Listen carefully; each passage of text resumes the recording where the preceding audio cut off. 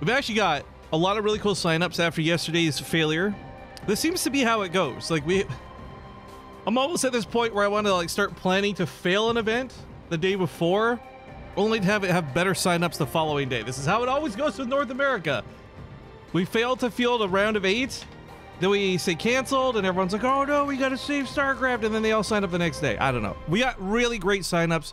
We got a lot of players. And funny enough, we actually have a fair amount of European pros competing tonight, which I find just absolutely funny. But just to name a few of the names that have checked in, we'll take a look at the brackets in just a second, but just to name a few of the pros that have checked in, you've got Vindicta, who recently won my heart through his WCS Winter Games. You got Future, All-Star Champion all around. You got Marine Lord, if that's real.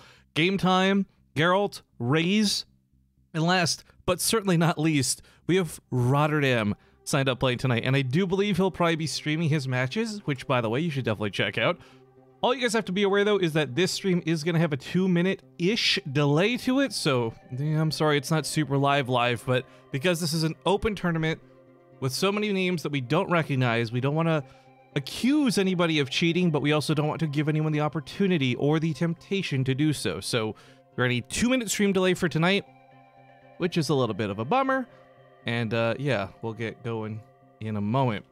Snow Python says, I was reading over the BaseTradeTV tournament rules, and he says, why can't you be a Nyx Pip tier 3 sub? Oh, let me walk you through this. So, as many of you know, Wardy has that really obnoxious Rift Blush emote that I love so much. What you might not know is the origins of the Nyx, or the Rift Blush emote. So here I am on twitch.tv/NyxPip. Oh, her tier 3 emote is the original Rift Blush, which Wardy definitely, I want to be clear, guys, because I don't like starting rumors. I'm not saying Wardy stole the Rift Blush emote so that he could profit off of my suffering. Because if I was saying that, you might think it was accusatory, but I want to be perfectly clear here. Like 100% perfectly clear. I am not saying that Wardy stole that emote so he could profit off of my suffering and earn tons of subscribers while bothering me on my own stream. Because that would be really rude and incorrect to say. Anyways, let's actually go back to the screen capture for a second. You guys can take a look at some of the players we have signed up for today. The cropping here keeps breaking. I'm trying to just get rid of the URL bar because it's unsightly. I'll get rid of the taskbar at the bottom too. But we'll have games starting here in a moment. Actually, I don't even need that part either. We can just super crop this. Whoop, whoop. Look at that. Beautiful, beautiful, baby. Beautiful, beautiful. All right. So we do have some names in here that you might not recognize. Oh, I haven't properly cropped that at all. Some names in here you might not recognize. Some that you will. I don't know if this is the final bracket or not, but you guys can type !brackets in the chat if you'd like to take a look at them yourselves. Otherwise, we're just going to see how tonight goes. There's going to be some mismatched games in the early bracket because this is an open cup. Available to anybody, any league, any server. $75 to the winner, $25 to the loser, and a lot of people to compete tonight, which I think should be a lot of fun. So, I'm using a 2-minute stream delay tonight, but if any of you want to stream, please feel free and no delay required. Good luck, have fun. Brackets will be posted when they are live and final. Just wishing a good luck to all the boys competing tonight. Anyways, yeah, if these check-ins are even close to accurate, then I'm really excited to see some of the names here. I'm just looking over it right now specifically, and assuming things don't change too much, we might actually have Roddy versus Game Time in round 3, aka the round of 8. That would be a lot of fun. Bottom side of the bracket, you've got Future, possibly Marine Lord as favorites. I'm not sure how Australia's doing right now. Vindicta versus Geralt also in the round of 8. There's quite a few fun games lined up for this, and I'm not just saying that for the sake of saying it. Like, I know it's North America, and the pro level always seems to be like with a question mark, but tonight's going to be a good night. I think we'll have some fun with it. Also, 3 hours from now, GSL starts, so if all things go according to plan, we'll wrap this up with a nice little bow before it's all said and done. Mind you, I stole the emote upload to your Discord. Oh, Leo, man, don't tell me this. I didn't want to ban a mod this quick into the stream. Kirby says, hey, remember you were really mad, then banned me for adding you at BaseTradeTV.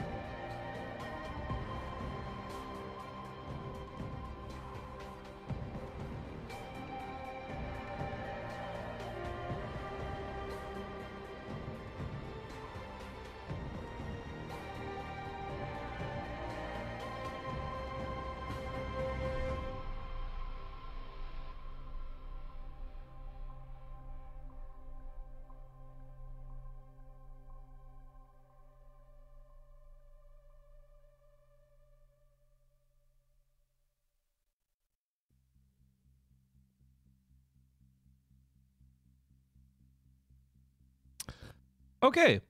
Anyways, we're getting into the brackets being finalized. As I said, it's a little wonky because by the time you're hearing this on stream, they are like final and up to good to go. But Darius has just told us that they are final, so I'm gonna refresh and see what match we get into. It's been a little bit of time since I've actually had to jump into an open bracket, which I don't mind. I don't care. Our brackets final, Darius?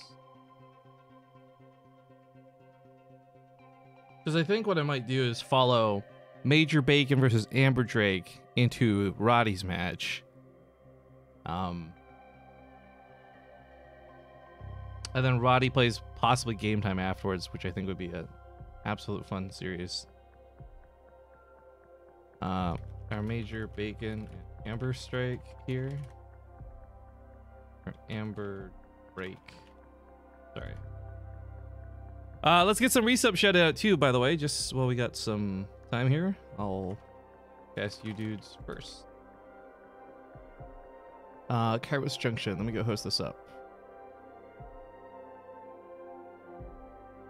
But Terminator, thank you very much. He just tier 3 subbed because he's a legend for 37 months with a link that I am hesitant to click. 75 insanely cute kittens. Okay, this is pretty good. I'm gonna save this. We'll go over it later when we get some downtime. Otherwise, Reldex, thank you for the 49 months. Mad Dog 69, thank you for your Twitch Prime. Big Love Comedian 1, thank you for 12 months. That's 1 full year around the sun. Ah! Female voice. Yeah, that was my female voice. Snow Python came in for 48 months. I think he's trying to compete today, so good luck to you, dude. Akuma came in and subbed as well for 17. Thank you so much for that support. And otherwise, let's... Who are we looking for? We're looking for a Major Bacon. I see Major Bacon right there. All right, let's take a deep dive into these players. Remember, they are not going to be your top of the line pros, but we can measure where they're at. Amber Drake is in the Diamond League by the looks of things, and looks like Major Bacon is too, actually. So it doesn't quite matter that these guys are lower league because they're actually in the same league. And for me, that's what's going to matter most, as this could be quite the shit show, but it will be at least an evenly matched shit show. I'm very excited. Anyways, I'll let them say, ready, boys. And once they're good to go, we'll get into this first series of the night. Remember, the winner of this goes on to fight against Roddy, and then the winner of that faces off against Game Time. I think this will be a pretty fun bracket to follow. Do you have any of the high production brackets for today? No, just regular normie exclamation mark brackets. I'm sorry. I didn't know BaseTradeTV stream StarCraft 2. I don't. Can't you hear the Apex Legends soundtrack playing in the background? Which, by the way, I'm sure some of you didn't pick up on until I said it just now. Man, I love that game. But okay, bracket is up and good to go. So, as I said, we are in the lobby for our first series. It's Amber Drake versus Major Bacon. And we are waiting on Major Bacon to let us know when he's ready. Bacon. You good, bro?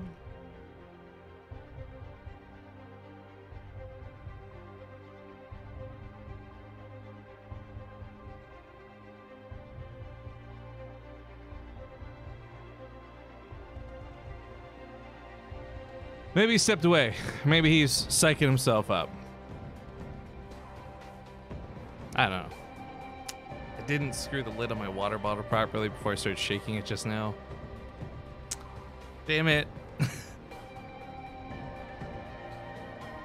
Ricky D says, I don't want to say that Wardy and Riff can owe me a Ratatat cup, but oh wait, what am I saying? Of course I want to bug him about it. I threw a ton of bits at you for that, and I'm sitting here disappointed. Ricky, you may have missed it from the last stream. We actually had some updates about the Ratatat cup. Let me do this map intro, and then we will discuss it. See you guys in game.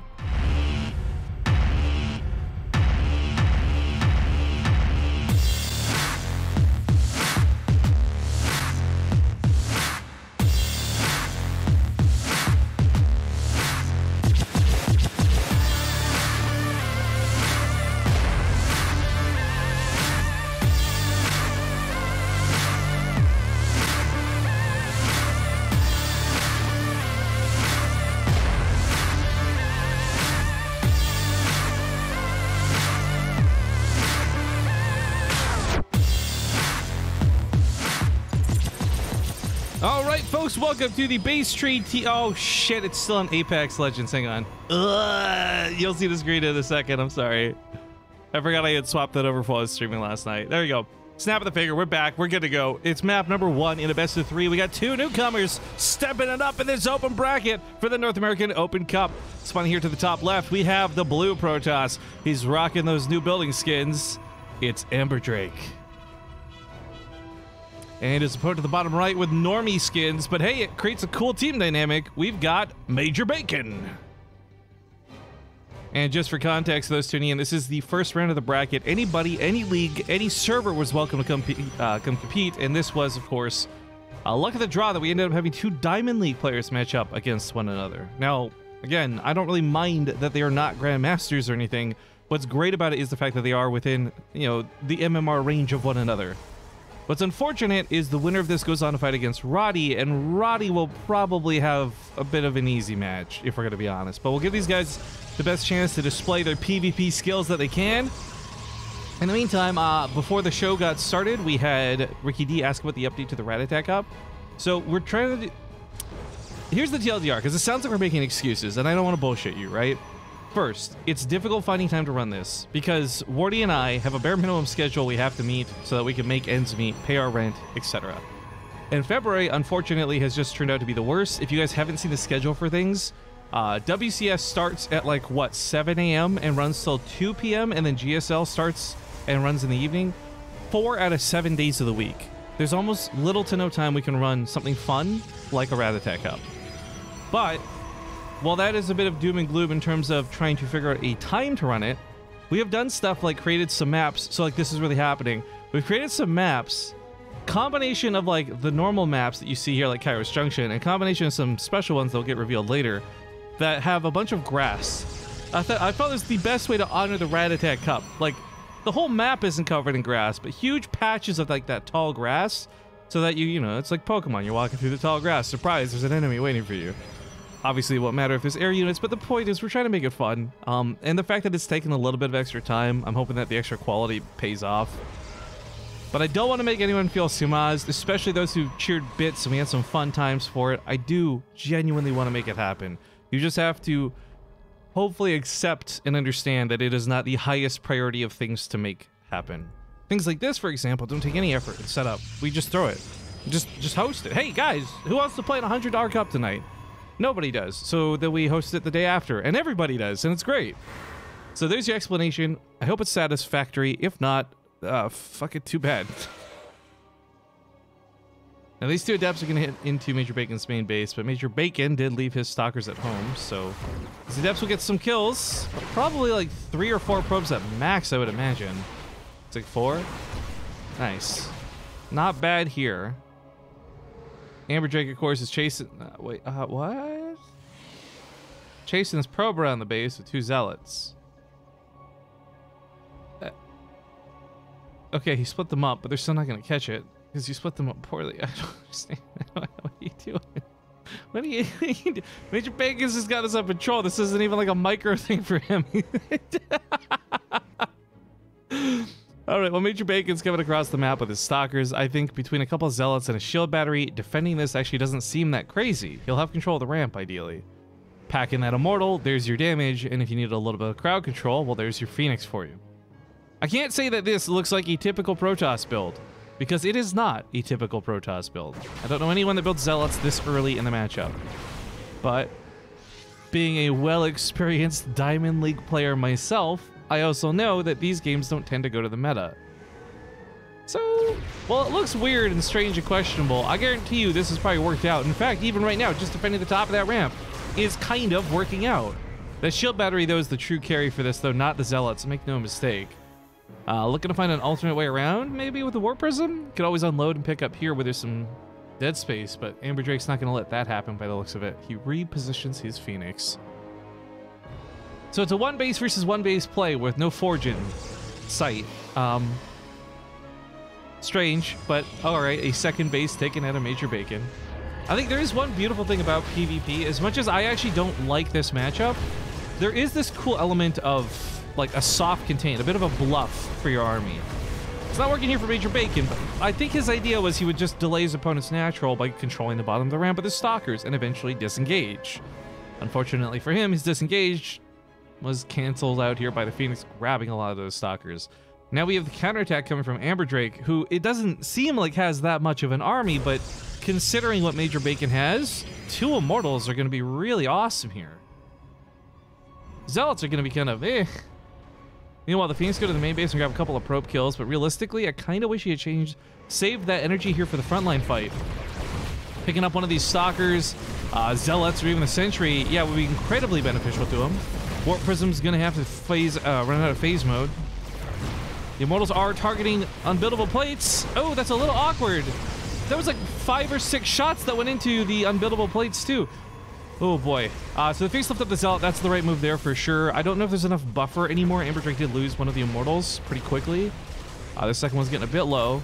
Phoenixes don't have enough energy to keep lifting up all day, so weirdly enough, Major Bacon is going to hold this. But if I'm going to be honest with you, I have to take a moment because I don't really know why. Mr. Boris Makarov, thank you very much for the 56 months, 56 years, Pog. Oh, I finally enabled Pepe hands, by the way, guys. I gotta go change some things out, but I know somebody was asking me to turn the Pepe hands emote on for BTTV, so that's been done. Yeah, these Phoenixes are surprisingly effective. Nothing's really pushing them back. They just don't have energy to keep this up. I'm not sure why Amber Drake's going for the weapon upgrades. Okay, as I say, unless he continues to produce more Phoenix. Sitting on just like 5 Phoenix is okay for harass, but you don't want to invest more into them unless you're investing in more Phoenix. So more on the way. Weapon upgrade will help a little bit with dealing with units that get picked up. Ultimately, though, there's not really a lot of air pushback for these Phoenix. Natural bases got taken out of Amber Drake on the backside of this too. Income has been, I think, overall low for these guys, but that's because primarily it was a one-base game for quite some time. Now they're both saturating their bases. Amber Drake's got a couple of probes, thanks to killing 15 of Major Bacons over the course of this game. Quizkazum, thank you for having a horrible name for 47 months in a row. Really appreciate that. That was sarcasm, by the way. I'm not sure if the inflection in my voice carried it properly, so I just wanted to make it really clear. No, thank you for the 47 months, dude. So while this is turning into a bit of passive play for one player, Major Bacon, it's actually still getting kind of aggressive as Amber Drake comes into the main base here with these Phoenix. Shield Battery doesn't even have time to energize any of these probes up, so no energy being used whatsoever. But at the same time, Major Bacon not reacting with his stalkers. I think he's just accepting the fact that he's going to lose probes. And it's kind of okay, because, I mean, the Phoenixes have limited energy. We've witnessed that now 3 different times where they can't keep fighting, even though I'm sure they wish they could. That's where I kind of almost wish we would have seen an Oracle come into play, if anything. Maybe just 1, possibly 2, because with the lack of reaction out of those stalkers, if 2 Oracles have been set above these probes with that shield battery, he would have just wiped out the entire mineral line. No questions, no doubts. Do-it-yourself biscuits in the chat saying, wow, that bracket looks scary. It is a bit of a fun bracket tonight. But the winner of this, yeah, does face off against Roddy, which is kind of cool because that's not an opportunity anyone in this league would normally have. I saw someone on Reddit, they were being a little bit shitty, in fairness, but they had a point where they're like, why would anyone want to play in these, right? Why would anyone want to compete? They're just going to get destroyed. And I think part of it really is there's a cool factor of playing against people you wouldn't normally ever get a chance to play against. Not because you think you're going to win, but because it gives you 5 minutes with Roddy, your favorite caster, or Innovation, your favorite player, and things like this. This game is over, by the way. Major Bacon is super dead. It's this coin of praise from Roddy himself. There's the GG, and Amber Drake takes game 1 in this best of 3.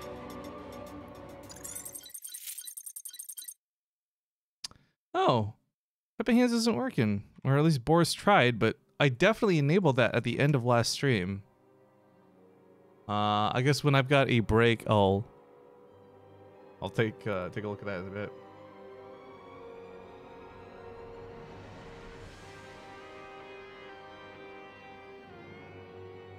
All right, well, map 2 goes to the loser's choice.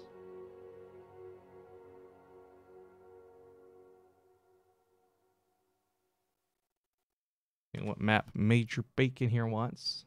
Walk him through this. Enable cute emotes. Aye. Okay, so we got to do a fundraiser soon for this, and you guys are gonna maybe love or hate it. But on the topic of emotes,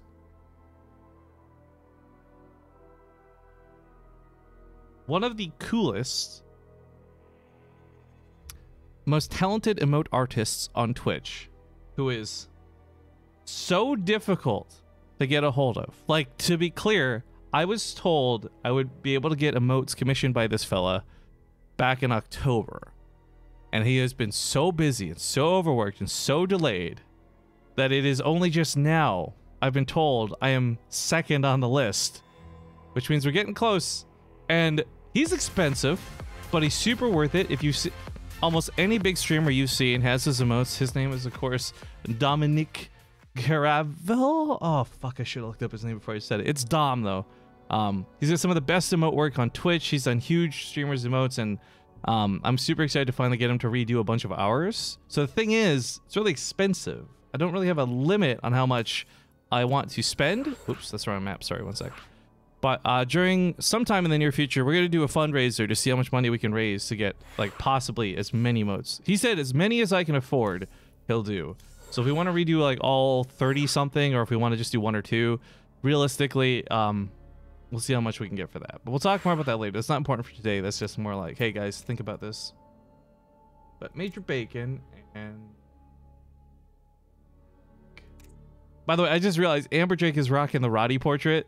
So if Amber Drake wins this series, I'm pretty sure he'll be happy to go on and fight against Roddy. But okay, map 2 on Port Alexander. These guys get really cool intros for their VODs because they've picked maps I have intros for. I guess because I've brought it up, I will also bring it up again. I'm working on the new seasons of map intros. They're really not a high priority for me right now. They're probably the only thing lower in the priority list than the Ratatat Cup, if I'm going to be brutally honest. But I am working on them. Players say they're ready, though, so let's hop into the game.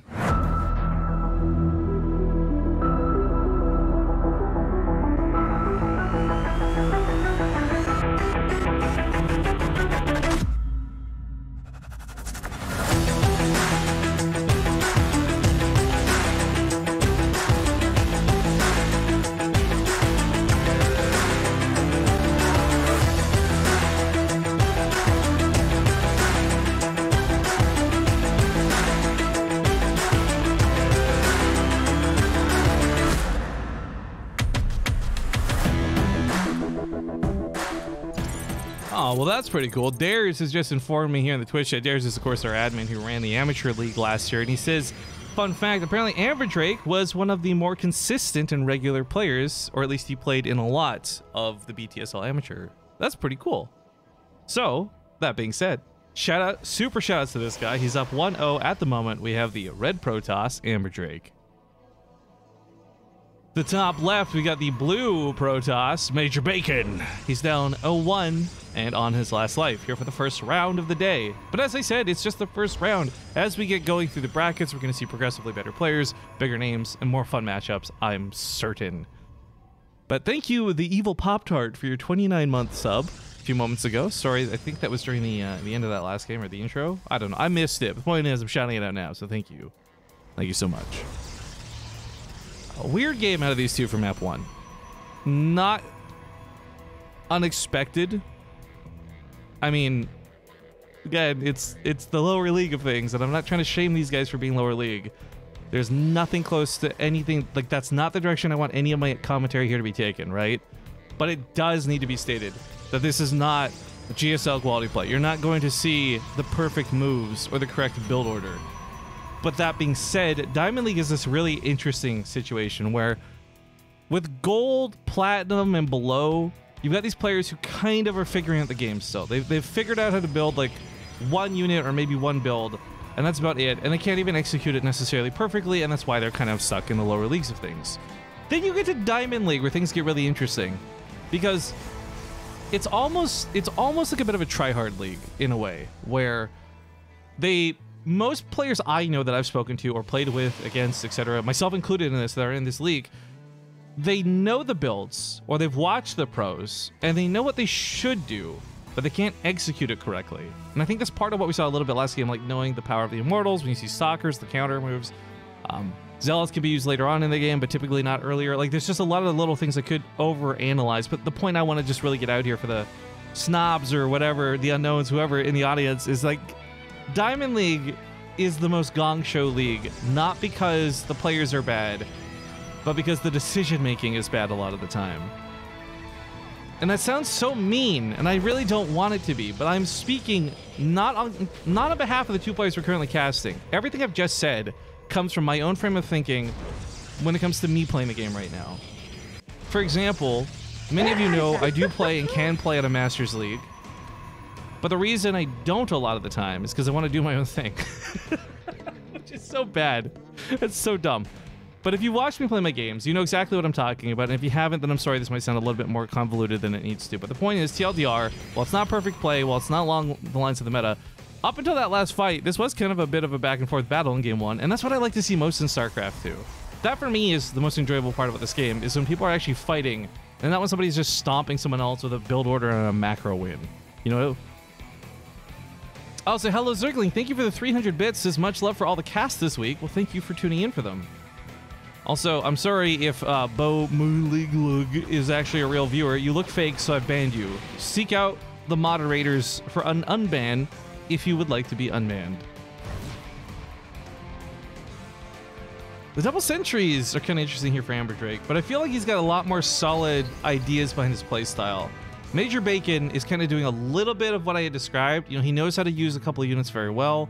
He is adapting from last game and going for his own Phoenix this time around, perhaps saying, oh, those looked pretty great when my opponent used them last game. I'll try and use them this game, but still incorporating it with Stalkers. This could still possibly work, though, and part of this is because the Phoenix, while not going to do a lot of damage to things like Immortals and Stalkers, they'll crowd control the important parts of Amber Drake's army, and then the Stalkers on the ground can certainly kill the rest. Major Bacon is coming with more army supply, and a very different type of army supply, but the value of this shield battery for Amber Drake is almost unmeasurable. There's no warp-ins on the front line for a blue Protoss. There might be a little bit of Warp Prism Micro, I don't know. I would have loved to have seen 2 to 3 shield batteries to really lock this down, but that comes down to lack of scouting. Point is, Amber Drake here has got a pretty solid look at defense. He barely gonna lose one of his Stalkers. Buying some very precious time to get more units in. I love the pickup on that one. It's kind of like a blink. Unfortunately, there's only so much you can do with that. Shield battery now out of juice. Guardian Shield pop to try and reduce some of this damage. Some more units warping in. Without a forward warp in point, though, Major Bacon will eventually lose out to Defender's advantage. Just the ability to get these units out on the front line and fight, but this funny little micro game that we're playing here with the Warp Prism, it's not quite paying out. I love the idea behind it. Shield battery is unfortunately going to units that are just crowd controlled, so it's not really helping with much, but pushes off these Stalkers. I'm not sure the probe pull was necessary. I think he's feeling a little bit more desperate, because if Amber Drake just continues to mine through this, he'll have the money to warp in the units he needs, opposed to pulling the probes and losing that income.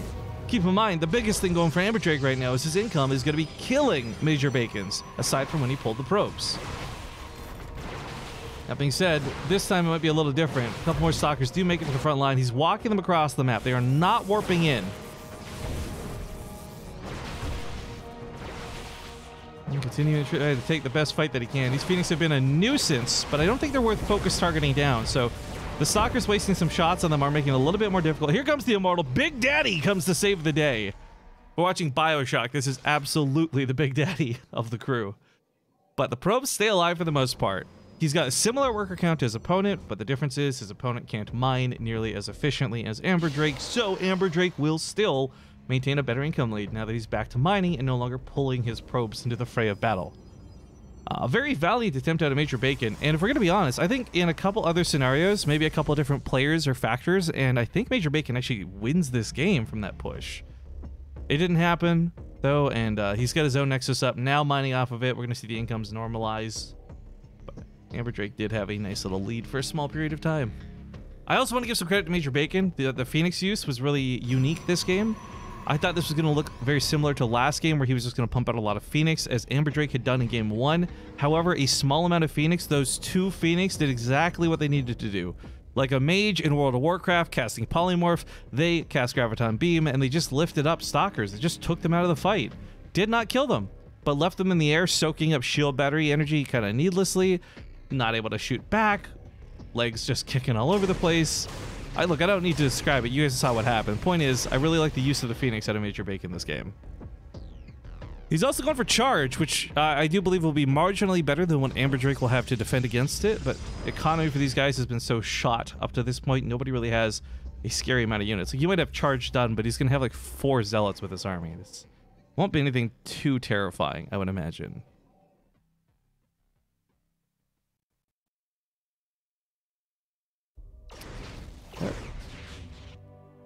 Calm before the storm.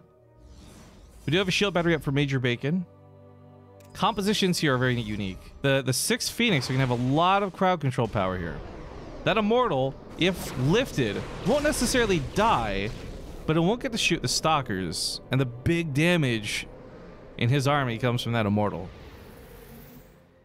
Said Big Daddy for good reason.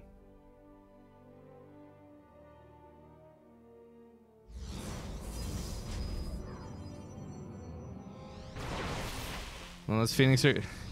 They're having a hard time. They want to either pick off that Warp Prism and deny warp-ins, or just crowd control enough for a fight, but... Wait, in Immortal, I only see 3 Stalkers. Yeah, well, that's the skins for you. We should note, the WCS Gameheart mod has a cool, unique feature now, where the players no longer see skins. Only the observers and the casters do. So, while we can make jokes about, like, I couldn't tell that was an Immortal, we need a regame, the players actually will see that clear as day, so it shouldn't be an issue. I will say this, though. I think the biggest thing about the Immortal that was so cool about it, like, in normal unit colors, no skins, you've got blue Stalkers and a gold Immortal. It's very unique and identifiable. I'm not sure why with the skins, they went with this one color palette. To be honest, it feels a little lazy. I'm sorry, dear artists at Blizzard. I know some of you personally, and I think you're fantastic people. But I think that is the biggest qualm a lot of people have with the skins. It's just like, it's not that the unit looks bad. It doesn't. It is the low effort texturing the colors for it that makes it bad and unusable. I was getting a black screen when I popped the player out on mobile.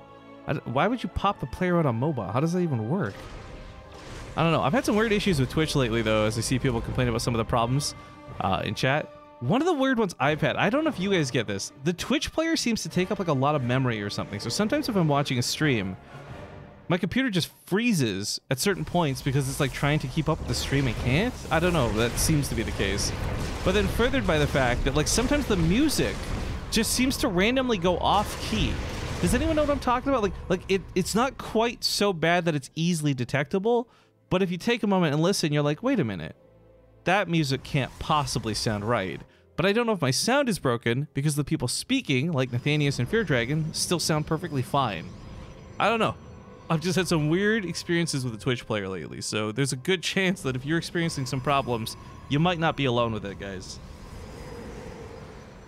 Oh, also, I just saw about 4 or 5 people retweeted the tweet going live today. Thank you guys so much for that.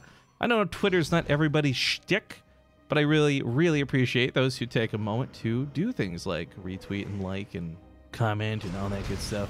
Thanks, guys, so much. Now, I've been talking a lot of nonsense, honestly, just to buy time, because there's some passive play. The Phoenix have been trying very hard to get some damage done. As more and more army units come out for Amber Drake, the opportunities for Major Bacon will decrease. We've also seen him go for some Archons, which I really like because A, they just look super freaking cool. But secondly, Phoenixes can't lift them up. They'll be able to deal with Zealots a lot better. And frankly, as time goes on, I think Amber Drake... Well, first off, it's just weird that both players have so many Stalkers in their army. You just don't see this in modern PvP. But Zealots, you do. Archons, you do. And it kind of came down to the point of saying, like, look, if your opponent's not going for a robo, they don't have disruptors, or they haven't skipped ahead to carriers somehow, Zealot Archon's the composition to go for. It's very powerful, it's very dangerous, and more importantly, it's very potent. But this is where the trade-off gets interesting, because I guess we're visiting Diamond League. One player here is investing in upgrades. We got 1-1 just now completed from Major Bacon. And I gotta imagine he's gonna make more Zealots. And the more Zealots he has, the better he can take on Amber Drake's army. Which is weird, because I just finished talking about how Archons counter them so hard, but nothing else in this army nothing else here really deals with those Zealots very effectively at all. So if the Stalkers are on the front line and the Zealots just crash into them, I'm sure they'll blink back, and then the Archons can try and fight. But that's where the Phoenix can then swoop from behind. So there's a lot of like what ifs for this campaign and scenario that's possibly going to come into play. I think Major Bacon has the better tech in my books, but the type of army supply is still very powerful out of Amber Drake. I mean, he's sitting on 5 Archons right now. That is 350 shields per Archon, 35 damage versus any Zealots, 25 versus everything else. I kind of feel like he's going to easily destroy this third base. Melon wants to know, does nobody use the Twitch desktop app? I certainly don't. I tried it one time. I thought it was quite bad. I love Twitch for many things, but not their desktop app, personally.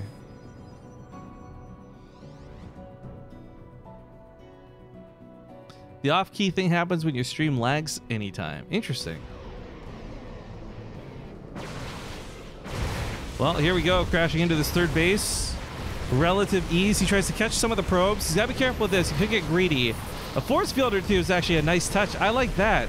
Third Nexus goes down, and this is without contest. Amber Drake alpha mailing the hell out of Major Bacon right now as he takes out a couple of these Phoenix to go with it. Things are looking good for our red Protoss. War Prism over here on the left side ready to probably not fly in, warp in Zealots and attack on the backside. But hey, you know, maybe he will. There's a warp in here on the front lines too. Maybe forgot that he already had a War Prism on the field, so built another. Or maybe he's just watched a lot of Showtime. I don't know. Either way, the Phoenixes are being dealt with. The Zealots try and crash into the front lines, but those Archons are dealing with the Zealots before dying. That's all they really need to do. Now it comes down to Stalker versus Stalker, but 3 Immortals are going to be what cinches this battle for Amber Drake. Gonna call it right now. That will actually hold the phone. I just realized those Immortals aren't because they've been in the air for so long. The Phoenix have been crowd controlling them as they crab kick for life. The Immortals are not as big of a factor here as I thought, but the 2-to-1 army supply still will be the Kingmaker by the looks of it. Despite having +2 weapons, despite having that armor, Major Bacon did a lot of things right this game, but he got overwhelmed here at the end. It looks like Amber Drake, who by the way is the one rocking the Roddy portrait, is going to be the one advancing on to fight against Rotterdam in the round of 16 or 8. I just closed my thing, actually. Let me open that. The round of 16. Okay. So here's our playlist, guys. Let me get this display capture up again. We're going to be hopping into Amber Drake now versus Rotterdam. The winner of that faces off against Game Time, and the winner faces Geralt or Vindicta in the semifinals. We will be casting both of the semifinals, best of 3s, and the grand finals, which is the best of 5. So 1, 2, 3, 4 best of 3s and a best of 5. Plenty of games still coming. Thank you guys for watching. We're going to go to our first ad break of the day, and I'll see you in a few moments.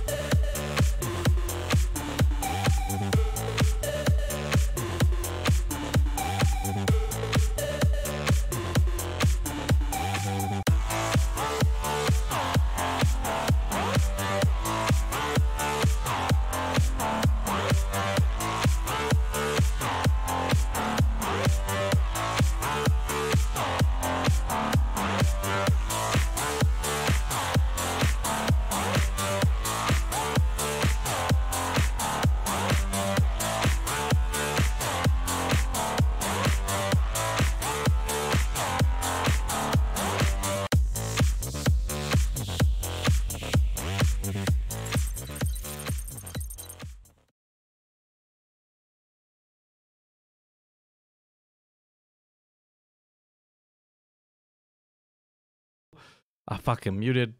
Already so good. Port Alexander is going to be the first map between these two. It's Rotterdam versus Amberdrake. Just quickly take a look. I love this. he's using the Roddy portrait. I'm like, are you a fan? He says, yeah. Oh, that's so cute. Let's get into Port Alexander.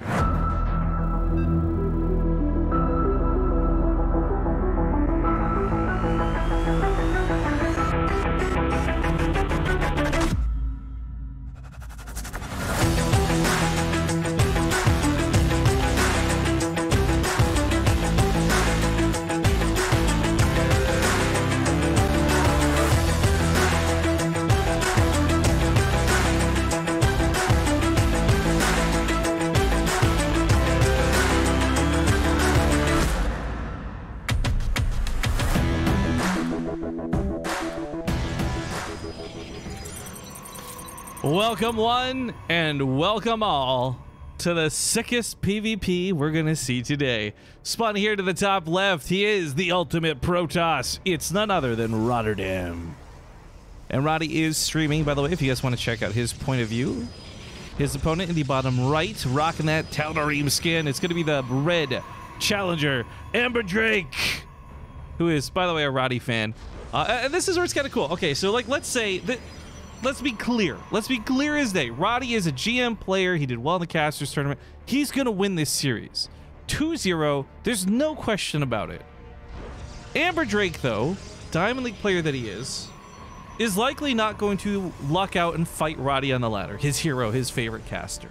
He's also likely not going to get a chance to play against Roddy on his stream because Roddy's not going to want to take time out to play against every single player that challenges him, especially if they're not going to give him practice because they're a lower league. So, to the guy who asked, what's the point of the lower league players getting to play in this tournament? Well, we get to connect some people. And sometimes it's luck of the draw, but in this case, you've got Amberdrake, a Roddy fan. He's rocking the portrait. He loves Roddy.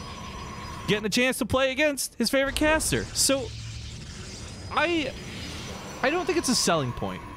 I don't think it's a thing I would say, hey guys, sign up to the tournament because blank might happen.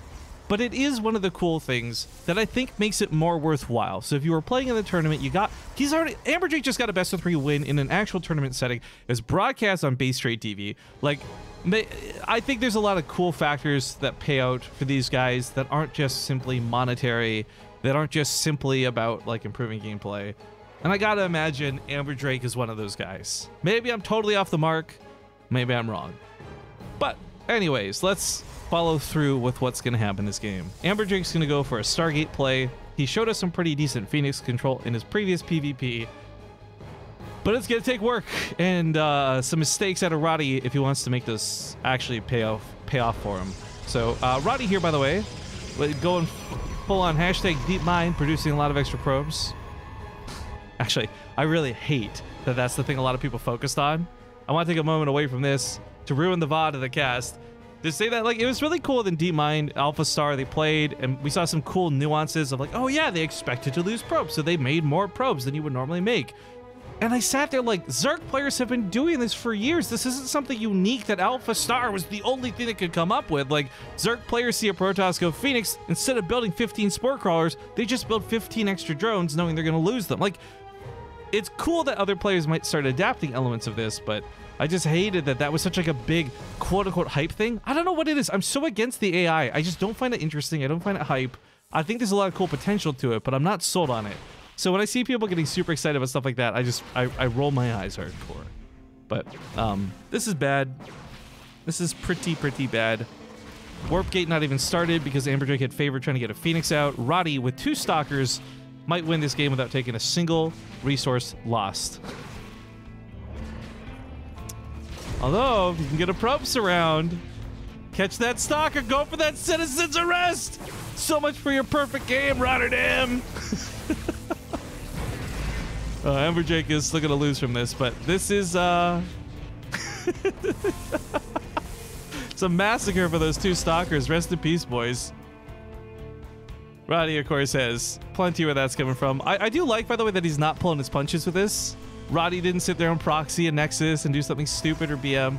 Like, he blocked out the natural, goes for the cancel, he takes his Nexus. He's actually playing this, like, par for par the way you should. That's one Twix. I've been looking for you. I thought I dropped you to the couch. Thank you for the 7-month resub. And Fried Jamin. Fried Jamin. Thank you for the 3 months. When did this become a StarCraft 2 stream? I know. Ugh. In my quest for love and online affection, playing other video games, I have always made the mistake of coming back to StarCraft 2. I sat there and I said, like, you know what? I'm going to be a full-time Apex Legends streamer. And then I didn't.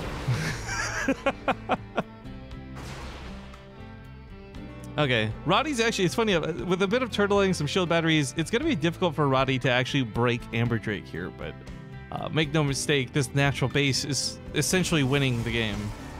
There's a lot of elements to this match, and if we were to take out aspects of who's playing, if we were to take out aspects of like the MMR involved, this is something where you're going to have so much more money from more probes. At some point, you can just throw bodies at this and not worry about what you're losing, because you'll have so much more money than your opponent. He knows it too, because of course with no Nexus down, there's no hidden base, Roddy is in a good spot for sure. Lacaz says Roddy's to the top 70 GM. See, here's the thing. That's cool. Awesome. 2 thumbs up. I don't measure a lot of the pro players, in my opinion, pro players, quote unquote, by where they are in the GM ladder.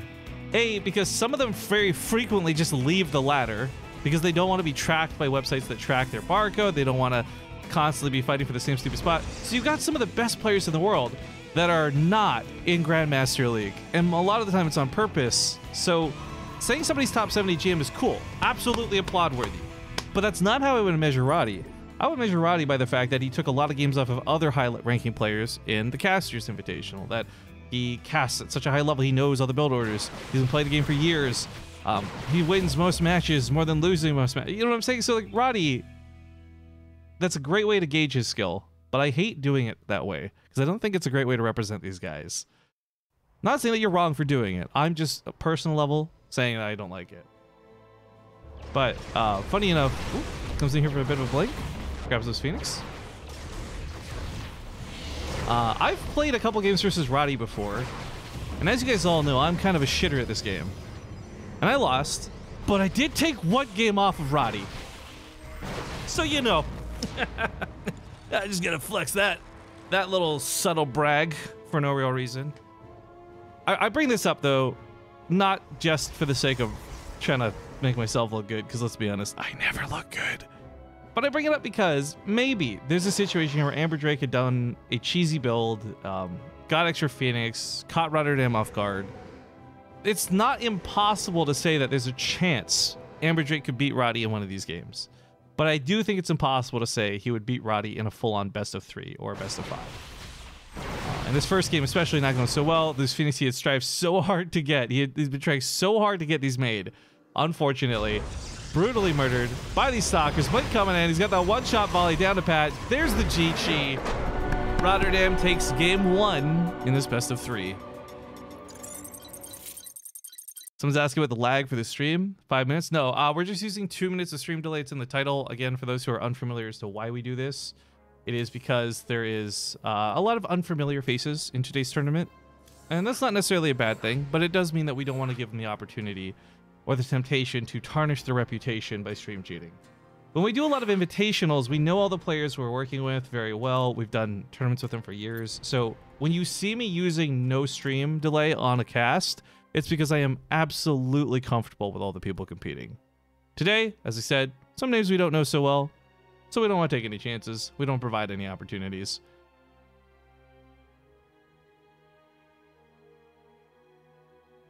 But Year Zero is the second map.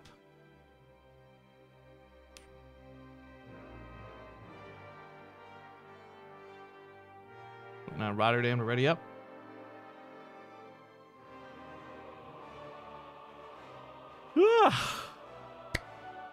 I'm so excited, guys. I'm gonna do the most Canadian brag I could possibly do right now. I went to the mail office today and picked up my weed. And while I am not a pothead by any means, it's been about a good week since I've smoked anything, so I'm particularly looking forward to getting a bit stoned, watching the new episode of Suits, and having a bubble bath after the stream today. That's my... You know what's so sad? I don't know if that's sad or not, but that is my idea of a really great night. I don't picture myself going out to a club, spending tons of money on alcohol, loud music, having a bad time, as many of the people I know seem to like to do. I just want to stay home, enjoy some good shows, play some video games. But I will say this much. I don't understand people who get high and play video games. I'll explain my thoughts on that in a second. For now, let's hop into game number 2. Spawning at the top left, we have the blue Protoss. It's Amber Drake. Woo! For the top right, he's up 1-0. It is Rotterdam. And I'm really excited for the following match to this, because if you guys aren't following the brackets, next up it's going to be Roddy. Again, I'm so sorry, Amber Drake, but it's going to be Roddy versus Game Time. And I think those two are well matched, with maybe Roddy having a slight edge, but we'll see how that plays out. I'm very excited for the next best of 3, though, no doubt about it. But regarding the gaming while high thing, I'm sure some of you will disagree with me for this.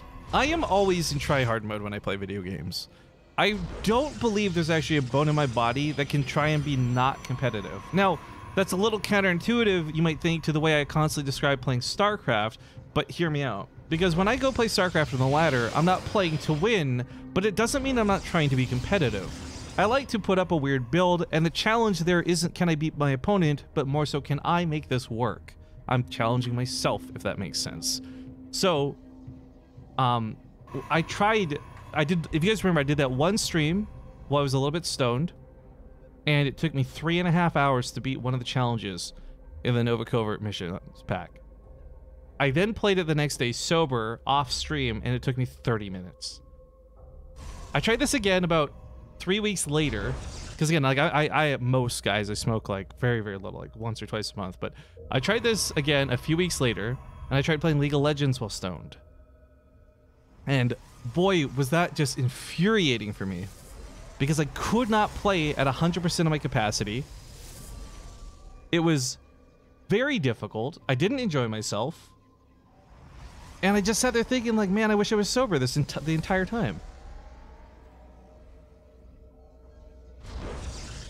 Unravel, what are you saying a bubble bath in quotes for? I literally take a bubble bath. It's so great. I've got this like seafoam smelling bath, bubble bath. It's kind of got like this salty but like oceany smell to it. It's so good. I used to use bath bombs a lot, but the bath in our new apartment kind of isn't good enough. Like it, I mean, our bath kind of sucks. But anyway, it's not about me. We'll talk about this in a moment because, well, Roddy had a little bit of possible shenanigans going in his base. I don't know what Amber Drake was doing with that pylon. I don't know. Here's me. If I was in Amber Drake's shoes, right, I know I'm probably not going to beat Rotterdam, and I'm playing against my hero, my favorite caster, the guy I've been streaming to for years. I think what I do is I play very turtly so I can mine lots of money, and then with a probe in the bottom of the map, I write, piss off in pylons, or I love you, one of the two. Really, honestly, would be dependent on what mood I'm feeling. And then try and bait him to follow an army down there so he could read the message. He reads the message, I smile, I put a poop emoji, and then I leave the game. I think that's exactly how that would go for me 9 times out of 10. Roddy killing 4 probes with these adepts is not too shabby. It did also pull all of the probes off of mining, so to highlight how bad of a move that is for you economically speaking, it kind of looks like the letter Y, because that's a yikes, guys. Don't do that. Don't do that unless you really need to do that. Pulling off of mineral lines, even for just a few seconds, seems like a good idea, because I stop the immediate threat at hand. But truthfully, if Amber Drake had lost 1 more probe, but not pulled a single worker off of mining, it would have been 400 minerals less expensive for him to have done that. Per minute. It's not like you lose 400 minerals in the snap of a finger, but hopefully you guys understand the point I'm trying to make there. So that's one of those things too that's really just difficult to grasp a concept of, because I think with all StarCraft players, this happens with pros a lot. I have the most respect for players like Raynor and others who I don't often see tunnel vision happen with, but tunnel vision is such a plague if you play video games. You know this if you've played StarCraft 2, you don't check the minimap. You know this if you've played League of Legends and you don't look down the lanes at the wards that have been set. Like, it doesn't matter what game you play out there, tunnel vision gets you killed more than anything else. And I think with StarCraft 2, especially at the lower leagues of things, I'm not saying Diamond League's the lower league, but I think that's something we commonly see in the amateur league that we ran last year, and other people's, like, they focus on the threat at hand and not at the overall game. And that's micro versus macro for you in the purest definition.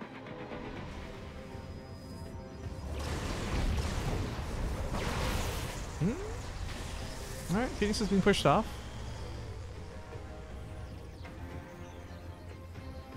Stay away from bath salts. I don't know anything about bath salts. I just use bubble bath. It's like $9 at Walmart. You know what I mean? Like, it's not that big of a thing.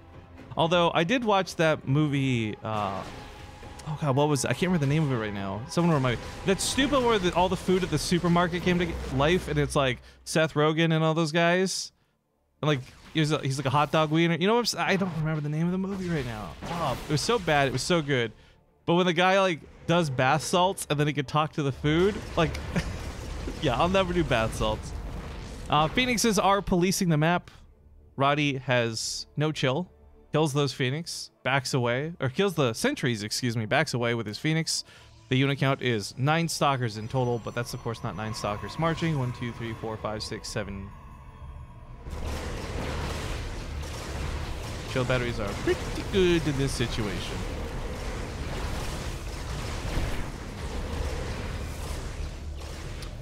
GG. Rotterdam may have won this best of 3, but Amber Drake probably has a full head of hair. Not that I'm saying Roddy doesn't, but I've heard rumors. All right, this is the matchup. This is the match I've been waiting for. Super stoked. Roddy versus Game Time. All right. I'm going to go host the lobbies up for this. It will be starting off on year 0 to the map we just saw a little while ago. And I'm going to not play a break, but just a small video while I catch my breath here. So give me a moment. And oh, here's the fucking war chest. Feeling uneasy about StarCraft's future? The future. Are you unsure if you can afford a war chest? War chest. What about WCS? Well, don't fucking worry. Win it. Check out the war chest. Quit wasting your day grinding the ladder and losing those precious ladder points. For a limited time, you can level up your war chest, unlock skins just by simply watching BaseTradeTV. Monday through Sunday. Sunday. Lots of skins. Hell yeah, there are. Buildings too. We also get part of the sale. Cash money. Just use our unique link or click below the stream. Contributions from the war chest will go towards funding BTSL Season 3. While the war chest and the affiliation we have with it are things to Blizzard, please understand that the thoughts, opinions, shitposts, and memes we represent do not represent Blizzard Entertainment. There are no side effects. This isn't a drug, but if it was, and if there were, they would include making him slightly taller, muscle definition, sexual appeal, larger general sense of well-being, and the inability to be tilted on the ladder thanks to all the cool skins you have now to show off. Speaking of building skins, here's a joke for the road. The war chest is like an emotional wedding. Everything comes in tears. Okay, so I've just received reports that Game Time is AFK at the moment, so I am going to play some ads. Fuck.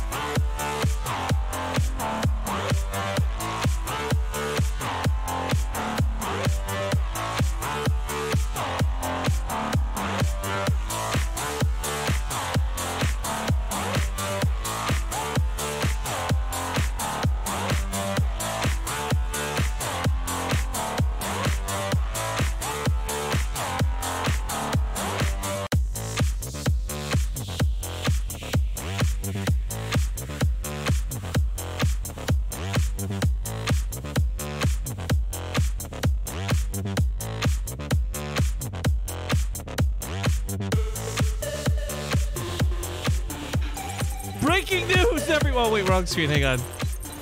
Breaking news, everyone. Wait a minute. Hang on. Roddy just wrote something in chat. I can't even believe it.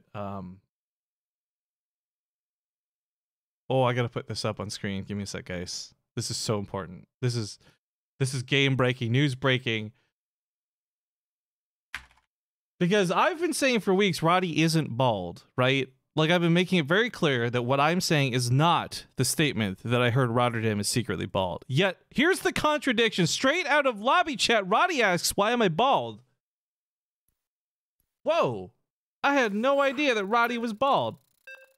But from the mouth of babes, ladies and gentlemen, even Roddy doesn't know why he's losing his hair. It must be the stress of playing against these young North American bucks like Game Time. They're just too tough to handle, and that stress can really get to you. But Rotterdam versus Game Time.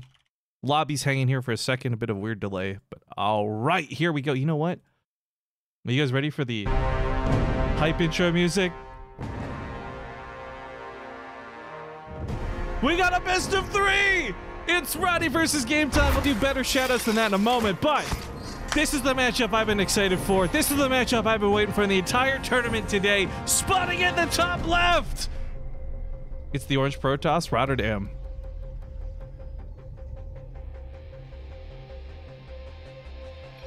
And his opponent in the upper right.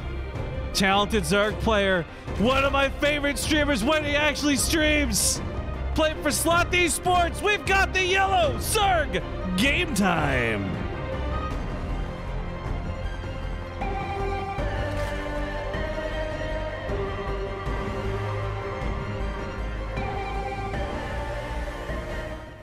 All right, we had some interesting banter between these two actually during the lobby. Just a little bit of chitter chatter. I was trying to find out if Game Time was streaming because I wanted to shout out his stream. I do actually love to try. I know that not all of you will go to somebody's stream because I mention it, but I was kind of hoping he would be streaming, and he is. So guys, we have match versus match up on Twitch as well. You've got twitch.tv/Rotterdam08, as you guys know, but then we also have Game Time 301, as you may not know. So I'm actually going to take a moment and screen region this. Oh, fuck. I just broke things on my side. One sec here. They're both streaming their point of view. They're not using a stream delay like I am, so if you want to watch real time... Oh my god, he's not using night mode! Ah, me, Rifkin! But if you want to check out their streams, again, it's Game Time 301 here on Twitch, Rotterdam08 here on Twitch, and be sure to check them both out because they both stream a lot. They both put a lot of effort into things. And that being said, I think from my last guesstimation, I think they're on similar play levels. Game Time has actually just been a rising star for me for a while, and I'm super excited for him to finally get that breakout performance he deserves. But I gotta say too, actually just taking a quick look at their streams before I close them, Game Time's doing pretty well nowadays, sitting with 151 subs, not too shabby. Not got that many viewers, but guys, be sure to check them out here as I've linked them in chat about 2 minutes ago. Hopefully the mods can go ahead and relink that for me. I'd really appreciate it. But getting into what PvZ is right now, all over the place. Right now, there's a lot of balance complaining. Zerg players are losing matchups by 5% according to a Legulac and all these other things. I don't care about any of that. What I care about is the fact that we keep seeing similar builds in repetition. And at some point, if you as a Protoss player, Roddy's not doing this, by the way, I want to highlight this really quick, but if you as a Protoss player can safely go double Stargate into double Robo 9 times out of 10, and either win or lose the game, doesn't matter. But if that's the build you go for, I think something needs to change because variety is something that should be an option to a lot of these guys. Which, again, here you're seeing some highlight. Roddy is going for a Twilight Council faster than usual. Maybe going for an old school Archon drop build. I don't know. But the point I'm trying to make here is it is so much right now in this particular matchup. Don't let Protoss get to 4 bases. It's like a game of keep away than a game of StarCraft, right? Don't let Protoss get to 4 bases. Don't let them build carriers, or the Zerg tends to lose more often than not. But then you get to the really extreme, the tippy top, you got the pros versus pros, and that stuff kind of goes out the window a bit because they are so well prepared to blind counter those meta plays or play around the fact that, you know, I know that you know that I know that you know this is how the game will play. So you don't always see it go exactly as I've described, but I want to say more often than not, we see this happen a little bit too similarly, and for me, that's where the matchup becomes a lot less interesting. Variety is the spice of life. Or so there's some quote, something like that. Sounds better when you actually do it correctly, but... Anyways, variety is happening here, and that's why we're going to see some spice in this game. It's Resonating Glaives coming out of Rotterdam, which, I mean, it's already been seen, but hold up. The Boozle in the main base, double Stargates. Game Time did scout this with his Overlord, but I wonder if Roddy's planning to mind game this, or if he's actually going to commit to it. Because on one hand, if he actually commits with a full-on Resonating Glaives all in, well, then he'd need this money from the Stargates to build like 4 more gateways. On the other hand, if he's not going to commit to the Resonating Glaives attack, why go for it this quickly? Unless this was all just cause and effect of him having been scouted, in which case, go for what you like, because now you're just trying to throw your opponent off of the information they've gathered from those scouting. Game Time, by the way, we're rocking a lot of workers right now. Nice amount of drones. It is going to be committed to the Stargate, by the way. Lets them finish up. Starts his double Phoenix. Resonating Glaives, not getting canceled. I've been watching that, waiting for it to see, but... Alright, Roddy's going to be pretty content using some Adepts here for a bit of damage, maybe finding off the Lings early on. Resonating Glaives, of course, gives that little bit of extra speed boost. Get the extra attacks in to do this damage. And if, for whatever reason, Game Time had been greedy and not built enough Zerglings, not built enough Queens, then these Adepts could have actually probably ended the game, if we're going to be honest. But they're not going to get the damage they want to. The Lings are very quick to respond. Nice response here out of Game Time as he jumps on top of these Adepts inside the mineral line. They do grab about 5 drones before dying. And they trade out for, a decent amount of Zerglings too. That being said though, Game Time, as I had misclicked initially, was still up in economy going into this, so he's kind of okay coming out of it. But the double Stargate's gonna be really interesting. Again, this was scouted very early, so we see him, rushing out of Hydralisk then, Spore Crawlers now. Queens not being made that much plentifully. I do like seeing an abundance of Queens out of Zerg players, but oh, that's some nice positioning with Roddy and his Adepts. Like, respect to the mineral lines and spreading them out like that, but that being said, there's still just so many Zerglings left over from the attack. Whether Game Time had overreacted or intended to make this many, these do get some pretty nice damage done on the other side of the field, but not enough to cancel this third, unfortunately.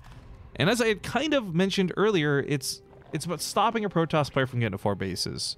You can do that really well if you can delay their thirds and offset their timings, but for the most part, Game Time has not done that. And unfortunately, giving away all of his Zerglings prevents him from doing things like scouting, aside from using Overlords, and now there's Phoenix in his base.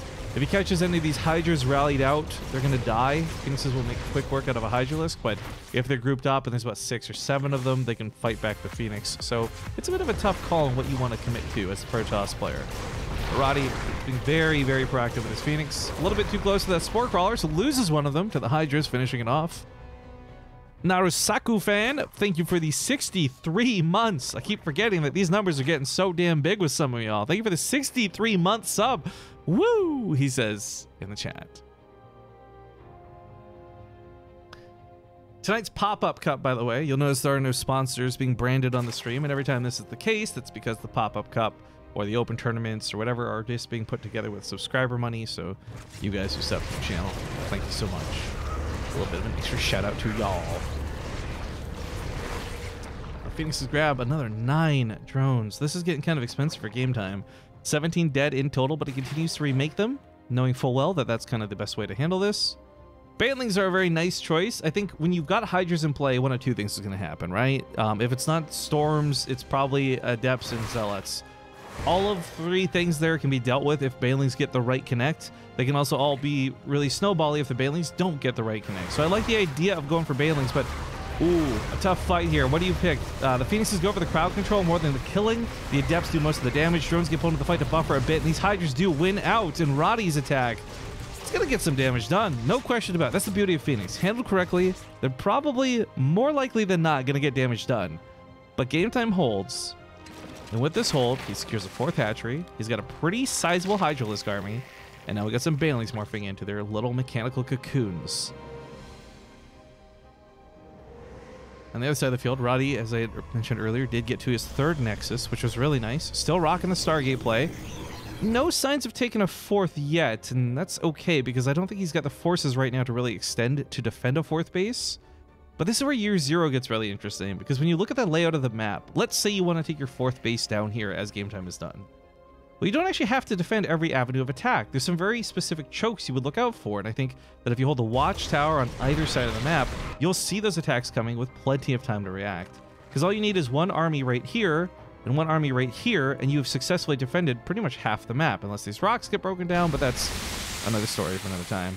The Bantlings decide to walk into those zealots. He killed a couple of them, which was nice. As you see, Shell Battery tops off the rest. Bantlings has continued to try harassing the main base of Game Time, but Rotterdam is not sweating. Both of these guys are keeping up blow for blow, whether it's in the defense or the offense. Resources lost is very close, and the income, I haven't looked yet, but I gotta imagine it's a little bit closer than one-sided. Yeah, a couple spikes here and there for both players, ultimately sticking within about 300 minerals of one another per minute. That's pretty good. But Roddy's in the late game, guys, and in said late game comes a fleet bacon. And with the fleet bacon comes carriers. And with carriers come Protoss tiers, not Zerg tiers. Because the funny thing is, I've heard less Zerg players complain about carriers in the new patch than I've heard Protoss players complain. I'm like, oh, you won the game, congratulations. Yeah, but it took me a while because carriers take forever to build intercept. Like, shut the front door. Right, grabbing some of these overlords would be nice. If he kills all of them, obviously that's going to be a really hard supply block in game time. Bantlings wrap around over here, get past the cannons. That's kind of a cute little move. But 7 probes die. Not the end of the world. Roddy recalls probes from the main? That's one way to transfer it. While this has been going on, there's a gateway, of course, without a warp prism. The gateway will provide the very quick warp ins to the south. He has accrued a lot of zealots. There's 13 Bantlings coming in play, and another 16 coming out. I think Game Time holds this. Although the Phoenixes might be something he doesn't deal with, he does take out all the zealots with relative ease. The Hydras start pushing back the Phoenix, and while these number counts are huge for Roddy, he's left with only 11 Phoenix. That's it. Of course, he's moving on to the next step of the game, but this is where it gets really interesting, because carriers are not what wins this game. Carriers, usually backed up by Templar, are what win this game. So, it'll be very interesting to see how this actually ends up playing out for this late game for Roddy. Either way, these guys have made it past the 10-minute mark, and they've been going blow for blow with one another, and I love it. Got a couple more subs coming in, though, just while the heat of battle is going on, so sorry for not shouting you guys out. Thank you, Caligor, for the 58 months. Lumberjack for 25. TK Tyler hits us up with 4. Thank you. Gorm Dragon with 20. And last but not least, Avalandra. Thank you for rocking that Twitch Prime. I just watched an ad, ... You shouldn't, though. Unless your sub ran out and then you resubbed. To be clear, guys, we've been noticing some bugs with this because, I don't know, 6 years we've never had to use it, so I've never had to worry about it. But if you have joined the stream and resubbed before you actually resubbed, or you've been gifted a sub while you were watching, or all these many little stupid nuances, you have to refresh or rejoin to get the ad-free viewing aspect. It's dumb, but it's how it works. So, well, Roddy just now takes 21 probe losses, and we caught some of the tail end of that with those Banelings. He gets some really nice retaliation, and he has killed almost as many Overlords as probes have died this game. Overlords cost 100 minerals, but more importantly, they open up the supply for Game Time, who at this moment in time cannot build new units. He's forced to build Overlords instead.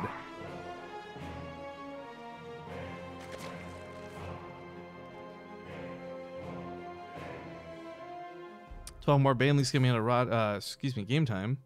I think he's expecting a lot more ground forces out of Roddy, but to be honest, these Banelings are going to probably be best used going across the map and harassing. Because Roddy's been sticking to his air. He's taken to the skies. And he's not looking to play around on the ground with all these stupid Hydras. This is where the game's going to get dumb, too. It was actually while I was casting with Roddy on the channel, I had brought up the Interceptor build time, and Roddy dropped that fun fact on me that it is much faster to chrono out 2 brand new carriers, not necessarily cost effective, but faster to chrono out 2 brand new carriers than it is to rebuild all interceptors from scratch. And Game Time, with his army being almost purely Hydralisk like this, is in a situation where he might just be best kiting back away from Roddy's army, killing the interceptors, and then taking a for real fight. Oh, we got a sub coming in from Schmingo02. Thank you for the Twitch Prime sub, my dude. Make sure you hit refresh so you get ad-free viewing for the rest of the broadcast. But yeah, we are using a 2-minute stream delay, so I'm sorry, a lot of you guys, you hit that sub button, but the alert doesn't come up for you right away. It does for me. It's just like the magic of time travel. I will be sending out replay packs from today as well to our subscribers. So be sure to check Discord as well after that's done. Or if you're a Patreon user, you can check out patreon.com/BaseTradeTV as we post them over there as well. Sadly, we don't give out our replay packs for free to the public, but hey, it's just one of the cool perks you get for supporting the channel. Because I guess the way I look at it is, if you guys didn't sub, we wouldn't have the money to throw the tournament, and if this tournament didn't happen, those replays wouldn't exist in the first place. So while I see people complain about the entitlement of us keeping replays exclusive, that's my logic and reasoning. Now this attack at a showtime is not a small amount of harass. This is committed. Carriers are backing up to try and fight with the Archons, which are not quite done yet. Most of the Banelings have been dealt with. Phoenix is going to wrap around. I think Game Time's army's a little bit split, but keep a look at the interceptor count on Roddy's carriers. He's starting to run out of interceptors pretty fast. And it's not that he can't rebuild them. They're cheap and inexpensive, but he just can't fight now for nearly a full 2 minutes before those interceptors come back. So Roddy has this great, good, late-game army that has its hands tied behind its back, or I guess, as a more accurate analogy, they've been cut off, and he is slowly regrowing. He is like Deadpool, regrowing his little baby hand limbs. Each of these interceptors comes out 11 seconds at a time. And you cannot chrono boost a carrier to make it build faster, although it would be kind of cool if you could. Game Time also, while not taking the most perfect game himself, you know, having lost so many overlords and the sellout run bys, took so long to clean up, he is moving towards corruptors now, and these will deal with those carriers pretty swiftly. But if Roddy can keep a couple of Archons on the ground, we just witnessed in this fight, Game Time didn't really fight the ground army so well. He took the fight against the sky. So if 3 to 4 Archons sit underneath this army, when the Corruptors come in, the Archons deal with the Corruptors, and the carriers try their best to fly away. So many Hydralisks still in play, though, are going to make that a little bit easier said than done. Continuing to invest heavily in the Corruptors, though. My fear for this game, we're going to have over 20 Corruptors. They could probably kill the carriers, but what's more dangerous is that they can move on and caustic spray buildings. He can kill some of the Nexus. We've seen this with Namshar, a very well-renowned European pro player, who I think we're going to see a little bit here with Game Time. But for now, he's stacking up, which is dangerous against the Archons, but great against trying to fire against these Corruptors, or I mean carriers. Archons now swap to focus fire. Roddy knows where the priority is. He thinks there's so many of these Corruptors. This is what I'm saying. Like, he flies into the Archons. Roddy has no problem targeting these down. Now he takes the fight. And if we're going to be honest, guys, 21 Corruptors should have killed at least a single carrier. But the only carrier that died, I think, came from the last battle, unless I totally missed the one dying here on the front line. But man, oh man, Roddy, what a fight to take. Those Archons on the ground that died were the absolute heroes. Rotterdam's micro as well. If he didn't move to focus fire them, I mean, yikes. Things could have been really bad. Oh, did I accidentally say Showtime at some point? My bad, dudes. I've just got great Protoss players on the brain. What can I say? This carrier does go down. The Corruptor's coming to dive this. As you guys can see, the carriers are not really meant to fight these Corruptors. They're not very well suited for this. Fighting above the Spore Crawlers, Corruptors being just generally good against carriers. It's the Archons that shut that down. 39 damage a shot. Split across every unit within the splash radius. You can take this out no problem. Roddy's fight makes no sense to me, but it's winning, it's working, and Game Time is actually the one suffering. He's got very little army supply to work with right now. His money isn't looking that great. It's not because he hasn't had great income. He has, but he's been taking really cost-ineffective battles. And while at a time this was going pretty evenly, this is pretty one-sided with the way the last couple battles have gone. But Roddy has just now rebuilt his third base. He's out of mining in the other two. Things are getting a little bit desperate for him. So while this, for the moment, looks great, it hasn't locked down victory yet.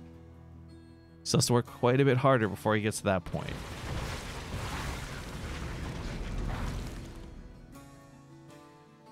I wonder, this is a question posed to the Protoss players in the chat. I don't care what league you're from.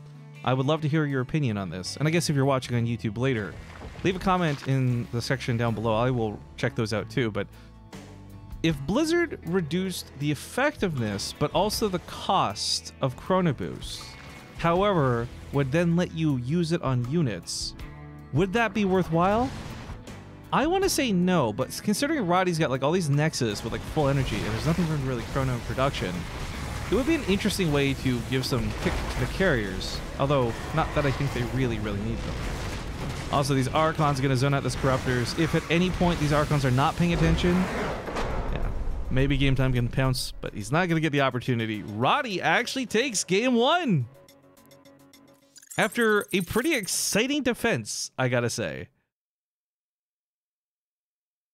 But as I now sit up properly in my chair, we give Game Time the opportunity for map pick from 2. Oh, boy, I love when people make 100 accounts just for me to block them. It takes 2 seconds. You spend so much time writing me these messages, and I don't read a single one of them.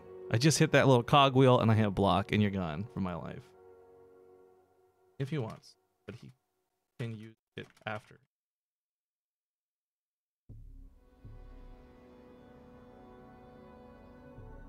So, a little bit of confusion about our veto system, for those who don't know how this works.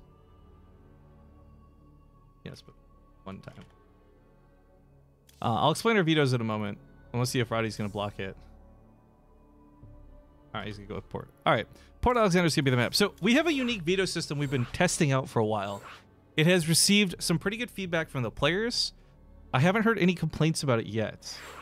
But just so you guys are aware how this works, each player comes to these series with one veto in their pocket that they can use at any time. They don't have to veto in advance. So, for example, if Showtime were to pick Port Alexander, as he did, but Roddy didn't want to play on Port Alexander, he could use his veto, and then Game Time would have to pick a different map. It's an interesting change up to things, and I'm not going to claim it's good or balanced because I honestly have no way to measure that. But so far, from the tournaments we've been doing, we've heard pretty good feedback with little to no negative feedback.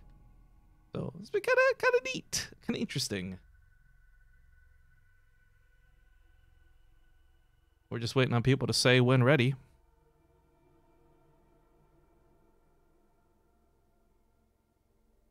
We'll take a look at the brackets too. Let's get an update on where we're at here. On the bottom side semifinals match, we have Marine Lord advancing to wait against either Australia or Future. Geralt has advanced as well to play against the winner of this series. Oh, if we didn't have a map intro, I have a lot of things to talk about, but let's get into it. I'll see you guys at Port Alexander.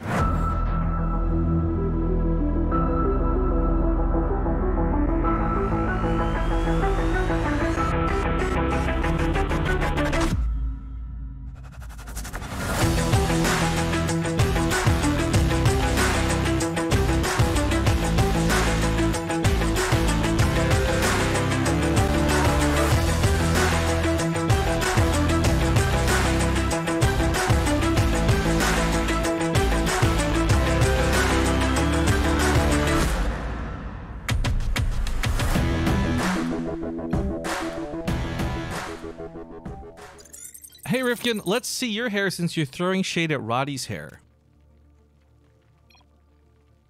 I'm not throwing shade at Roddy's hair because allegedly he doesn't have any. But more importantly, I very specifically said that I am not stating that Rotterdam is bald. And I am not claiming that the rumors appear to be true that he is bald secretly. I have never once said any of those things. So I'm not sure why you think I'm throwing shade at Rotterdam's hair. Because again, I am not saying that Rotterdam is secretly bald. That would be a rumor. And we don't spread rumors here on BaseTradeTV. This isn't Gossip Trade TV. So for the last time, I am not saying Rotterdam is secretly bald and hides it on the stream. It's game number 2, folks. Spawning here in the bottom right on Port Alexander. It was his map pick. He's down 0-1. For Sloth Esports Club, we got Game Time. And his vote at the top left, the orange Protoss Rotterdam. Play for Clash, actually. I forgot about that. Q-Lash. Pronounced as Clash, as I learned. Kind of cool stuff. They're hosting their own kind of open tournament, a European events, every Wednesday, I believe it is, if I'm not mistaken. And kind of cool comment about the brackets I was going to make. And again, you guys can look at this yourselves by typing !brackets in the chat. We have some European players competing tonight. This is like a terrible time for European players. Roddy gets a shout out for that one too, but more notably, it's Geralt, the Protoss player, and Marine Lord, the French Terran player, who have both made it to their semifinals match first and the fastest, which I think is quite funny. The efficiency of Europe, I suppose. But it's given us more games and more cool stuff here on the North American broadcast. We don't normally do stuff at these hours, so, you know, my expectations are pretty low for player turnout, for viewers, for donation. Like, I just pretty much have no expectations when it comes to these evening casts, and we just kind of have some fun with it, which I think, for me, actually makes it a little bit fun, too. But we did get some subs from Disrespect, SC2. Thank you for the 4 months, dude. Sorry, I missed that before we hopped into the game. Welcome back. And I had mentioned earlier, I will just stress again, while maybe you guys aren't so enticed by the replays from the people playing today, we do give replay packs out for everything we do if you guys are subbed to the channel. Be in our Discord server to get access to that, or check us out on Patreon. It's $1 cheaper on Patreon, but honestly, it's up to you where and how you want to get them. It doesn't really matter.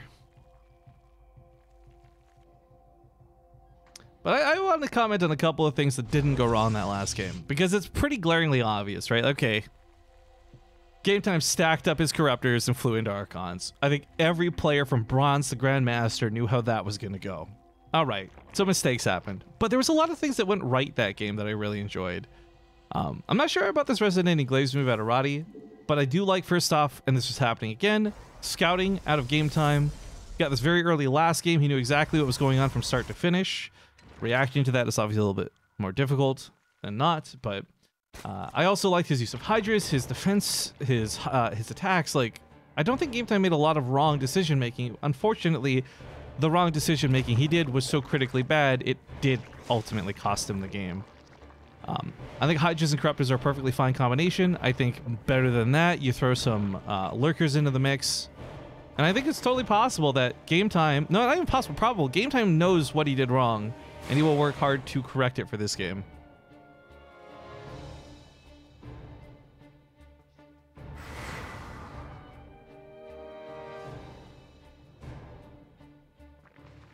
Dep's taking a detour to the top side, trying to get into the base, I guess, unscouted, unseen, unsaid. Why is the bot SDFing? Is it still SDFing? Okay, to this day, I still don't know what causes that. Maybe if I just, like, delete all of the commands and then rebuild them from scratch, it'll stop.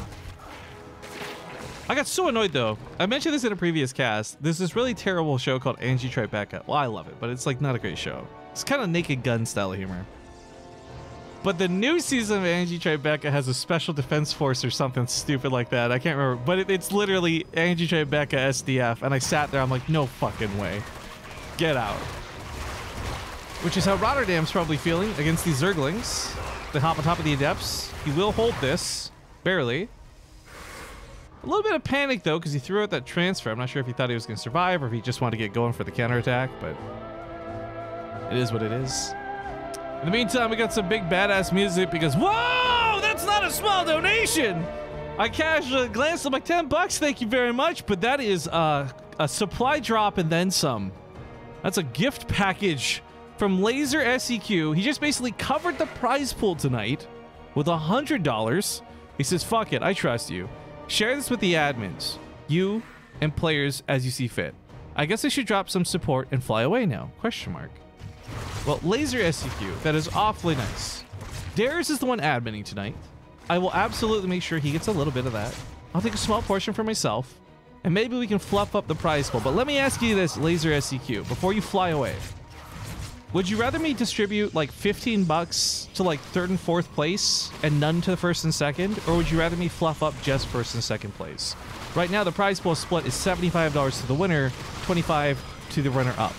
Let me know your thoughts in Twitch chat. I'll keep an eye on it. But oh my god, despite the fact that there's a Void Ray, this is a big roach bust, and Roddy's put down cannons. The Void Ray's a really nice touch to this. The Phoenix are going to ultimately be kind of useless, but looking and trying hard to break this. Game Time gets in here with a lot of roaches, but those Void Rays in prismatic alignment melt any units tagged with armored, and that is, well, roaches in this case. Roddy had also gone for a Dark Shrine, so that's going to work out for him as the DT will eventually clean some of this up. You note he did target down the Overseers immediately. Good decision making out of Roddy. There's 2 Overseers with this. They're the first things he targeted down with the Void Rays. Now the DTs can be left to clean up what's left. On the other side of the map, however, this did not go without repercussions. Those Adepts from earlier had snuck around the map the long way, and he kills 4 drones for this and distracts Game Time a little bit. Game Time had actually all in with this so hard, like he had very little workers to begin with, so any workers lost for him is pretty devastating. The fact that he doesn't break Roddy on 3rd bases is worse, and I think Roddy's actually going to be the one to advance out of this, guys. I want to be like hashtag Protoss OP, but Game Time's just coming up a little bit short in this map too, and oh, even drones misrallied to the front line. I mean, no mistakes. 5 drones misrallied to the front line. 6 drones misrallied to the front line. No mistakes are acceptable at this stage of the game. But you know what? He's starting to make this perhaps a little more worthwhile. He started to kill some probes. It was something he really lacked doing. The roaches in the main base cleared out a lot. 18 probes dead in total, as you guys can see from this attack. 21 across the course of the game. But while he's being cleaned up, grabbing some more kills on the way out is certainly beneficial for Game Time, who was behind. I think he was like, what was that, 25 workers at a point? 23? Now sitting on 41 to Roddy's 47. Both of them on 3 bases. What a crazy game. I thought this was actually just going to be such an easy mode defense for Roddy. Little did I expect Game Time to sneak around with the roaches and get those extra big units killed. But oh, there's no detection. The Spore Crawler gets killed. GG. Roddy still takes the series 2-0. And Rotterdam's going to advance to play against Geralt in the semifinals. Now, I think they're both... I'm not sure if Roddy's in NA right now or if he's back home in Europe. I think he's back home. If they want to play on the European server, we will certainly allow them to. But on the bottom side of the bracket, we have Marine Lord versus Future. So we have a PvP and a TVT for guaranteed TVP finals. That's pretty cool. Let me just check. Roddy and Geralt, guys, prefer to play you. I'm going to assume it's yes.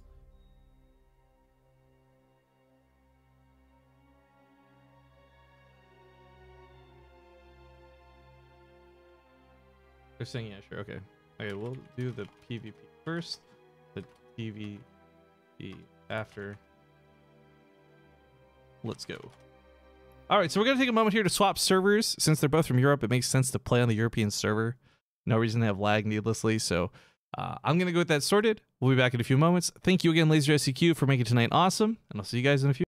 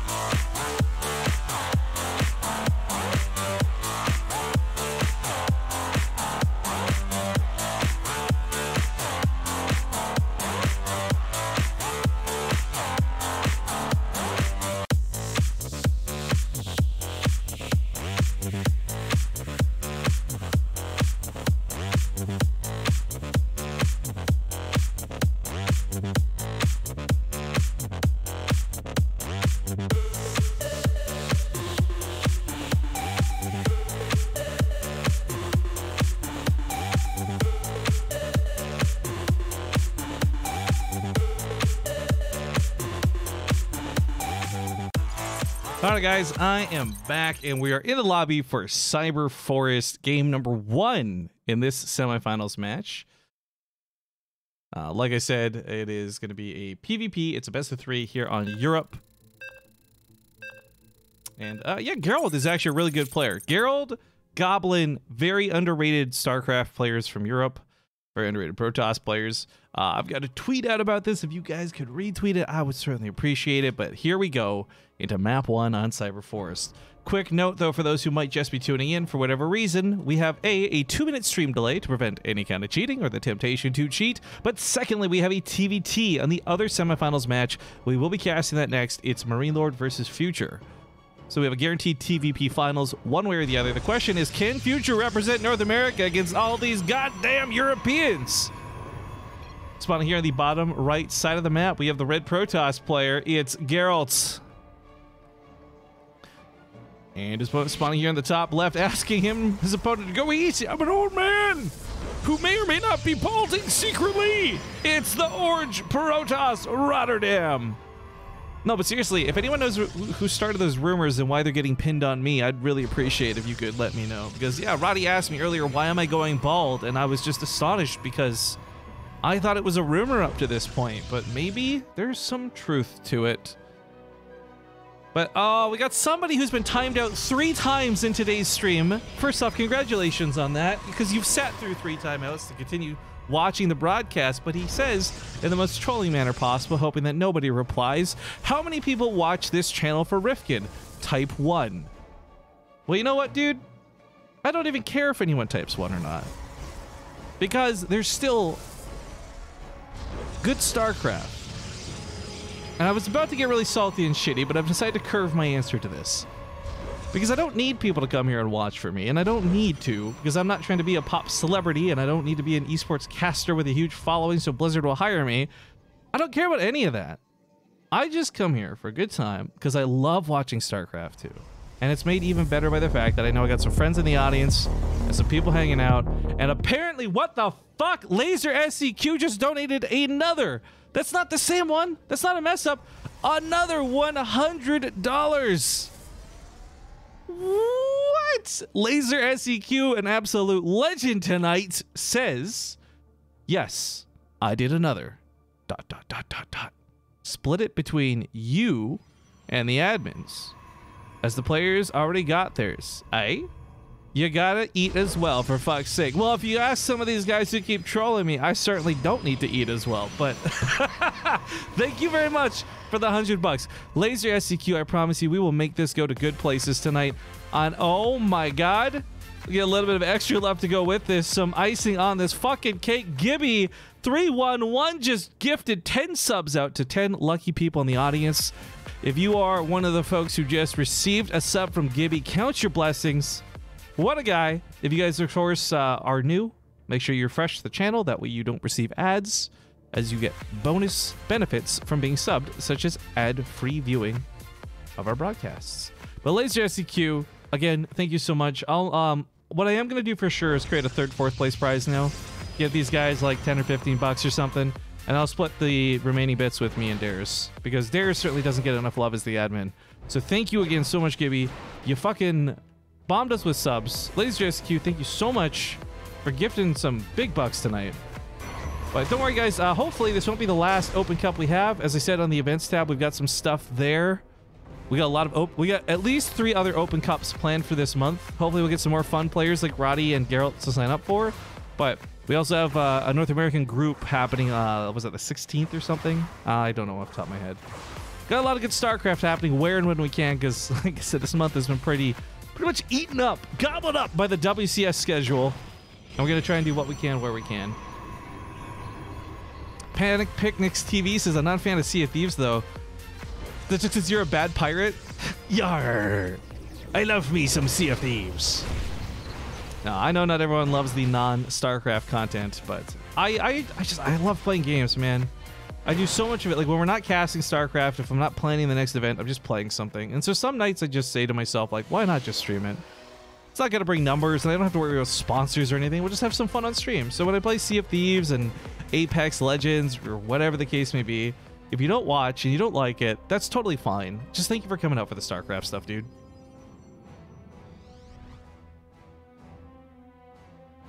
Laser dropping some bombs. Yeah, laser dropping some mega bombs tonight. Straight up EMPing the Twitch chat. But these Phoenixes from Roddy were not so unexpected. If you have watched Roddy or if you've heard Roddy talk about it, he's a big fan. He's a big advocate of Phoenixes. My favorite play of all time. I've referenced this in so many broadcasts, but rarely have I done it because I don't get to cast Roddy. But Roddy has had some of the coolest Phoenix play that I've got to witness in my time of casting. Heart of the Swarm is the time. The stage is set on Vonnie Research Station, and Roddy is losing a PvP war where his opponent has outgunned him with more Phoenix than he has. And as many of you know, in PvP, if you don't have as many Phoenix, you're going to lose. Roddy then hallucinates several Phoenix to bait the shots from his opponents, and he actually wins the PvP war that he was outgunned for. And I wish I could remember what cast that was from. It's probably like a Corsair Cup or something. I honestly don't remember. But good times. And Roddy for a long time has had a good handle on this matchup. And what's so sick about this looks so similar to our first PvP of the day. I'll explain why in a moment. But Big Blink on top of the Immortals is an aggressive move to take as he goes right into the clutches of these units. But Roddy's army is not going to hold up against the might of these Stalkers. The Phoenix is doing an okay job, but GG's get called. And Geralt crushes the attack. The very solid defense. But that's so cool to me. I love that because if you guys remember back with Major Bacon versus Amber Drake, you actually saw a version of that was not as clean, let's be honest, but and also went in the other person's favor, but very similar to the style. So kind of cool to see that even the rippling echoes of Grandmaster can find their way to our Diamond League players who played in the first series today. I guess actually it makes sense if Amber Drake is a fan of Roddy that he would have a build similar to Roddy's, but yeah. At any rate, Port Alexander being hosted secondly. Gotta give a small shout out to Geralt for doing the hosting for us. So by the way, guys, this means with Laser SC2's donations, having given some extra prize money now to 3rd and 4th place, Roddy, Geralt, Marine Lord, and Future all have guaranteed prize money. I should actually mention that to these guys real quick. Hey guys, whoops. Hey guys, small update. Thanks to a viewer, now have 3rd/4th place prizing.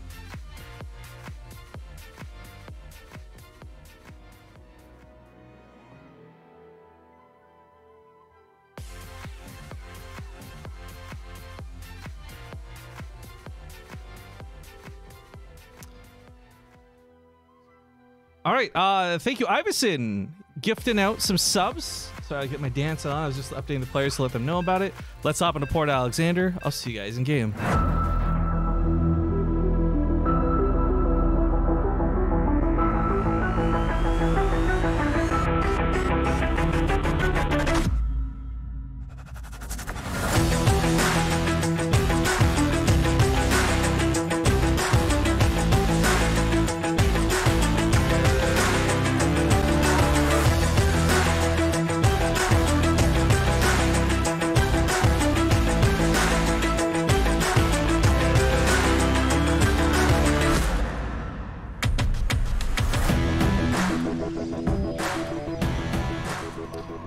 Everybody, my name is Rifkin, and I pressed the button late, and we started the intro way too soon, or too delayed. I'm late. 30 seconds. Let's get in the game. Map number 2 as I fumble over all my words here. Spawning in the upper left side. He's up 1-0. Playing for Blazer, we've got Geralt, Red Protoss. And his opponent to the bottom right side, the orange Protoss, Rotterdam. Again, we're going to split up this money across players and across admins and across me. And thank you again, Laser SC2, for being awesome. But as I said, we've created a 3rd, 4th place prize now for the players. So that's $15 each for 3rd and 4th place, $25 for 2nd, $75 for 1st. And tonight ends up going pretty damn well. I'm gonna throw something out here too, by the way, guys. I'm not saying anyone needs to do this, but this is an actual point of curiosity. And I can only really ask you this while we're live, because if we're not, then there's like 3 people here, and I don't really get a good consensus of an answer. But let me ask you this to anyone watching, and this, please, if you're... I gotta ask, just time out for one time. I know we like to troll. I'm a super sarcastic guy. You guys like to be sarcastic too. For the next just minute, please give me a serious answer. Please don't troll this. a serious question I have to, and if you don't ever plan to donate a single cent to this channel, you don't ever want to cheer bits, you don't want to sub, please just don't even answer, because this is not a question for you, right? But for the folks out there who are either laser SC2s of the world who donate big dollar bills, or maybe you were willing to throw in $2 type thing, a lot of the time it's hard to justify throwing tournaments at this time zone because it's just monetarily not worth it. I do it because I love StarCraft.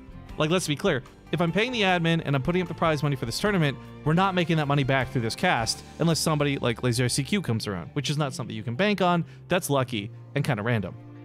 So my question to you guys is this. If we could set up something kind of well, we'll say similar to, not the same as, but similar to the Alima League, where we have like a Patreon dedicated for a North American tournament specifically. So that money is not to be used for a European event or a Korean event or whatever the case may be.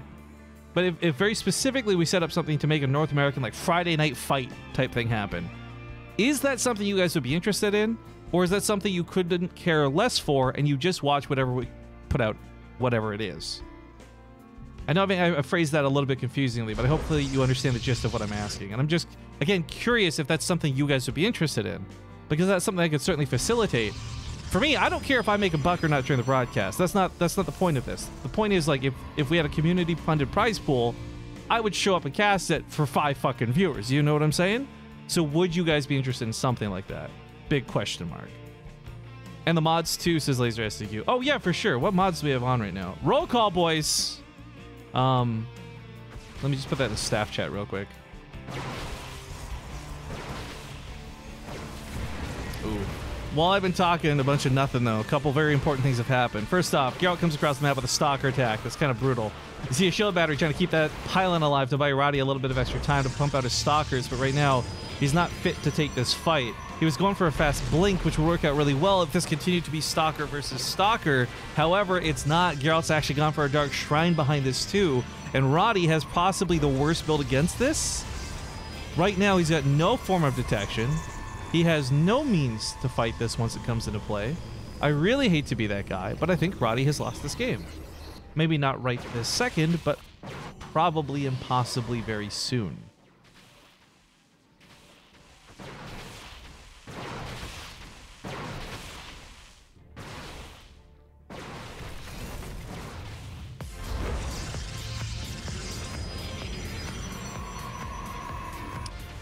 Dr. Scotty255, thank you for the 27-month resub. Really appreciate it, dude.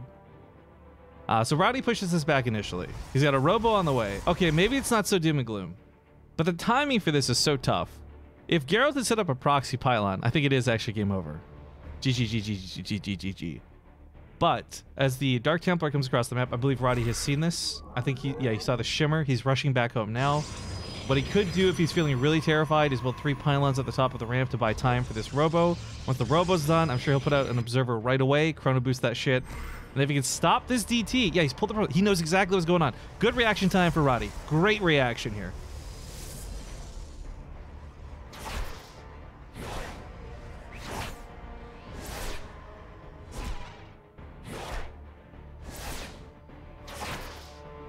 So I'm just reading some of the responses. I like this timing, but I didn't know you were streaming today. Yeah, so Mason Water, we originally weren't, is the thing. This DTs are so freaking good. They do so much damage. And of course, this Nexus wasn't exactly topped off to begin with, but oh, with its last swipe of its last scythe, he does kill the Nexus before Roddy's observers here. That timing is so gross because that was so close to saving the base. The Stalkers, of course, did most of the work when they had attacked earlier, but the actual like Dark Templar executing it there is a big loss for Roddy. Not just in terms of like 400 minerals out the door, but now you see Geralt skyrocketing on income. Not because Geralt has more workers by a large amount, it's just the fact that Roddy's forced a long distance mine. So getting aggressive with the Stalkers early on, all the way to here, has been a little bit tough for him. He is, without a doubt, behind in this game. But PvP, just like most other matchups, can sometimes be a game of throws. If Geralt attacks into a bad position where Roddy's got a couple of shield batteries, or there's immortals versus no immortals, this could still be a winnable game. It's not looking promising for Roddy, and looks like he might even be taking a risky third to try and make up for this. This is a cool move in my books. This is a risk, this is a gamble, but it's something that could bring him back into this game, economically speaking. But the problem is, economics or not, there's a time component to this. And the longer it takes Roddy to get that money back up and running, the longer it takes him to build that army up, because they're just seeing a bigger and bigger supply gap between what the army supplies of the two players are.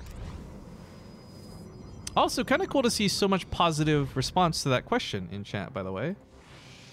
So I guess at some point I may consider either converting our existing Patreon or just creating a new one for it. I don't know. Friday night fights would be kind of fun to do, because I gotta be honest, most of my Friday nights are just watching dumb TV shows. But Blinks on top of Geralt's Stalkers, grabs the initial good fight. This one little zealot is actually pretty fucking cool, because with this guy, hold it, what? Oh! With this one little zealot holding the front lines to take a possible shot from the Stalkers, it guarantees Roddy's Stalkers aren't going to get nuked, but the zealot could probably take 1 or 2 full volleys. But I need to acknowledge the fact that we just got another $100 donation from Full-Time Job. Show off. May as well push that prize pool. Holy fuck. Okay, Full-Time Job, let me know in the Twitch chat. This is a very serious question. Would you like... What is happening? What? Okay, Full-Time Job.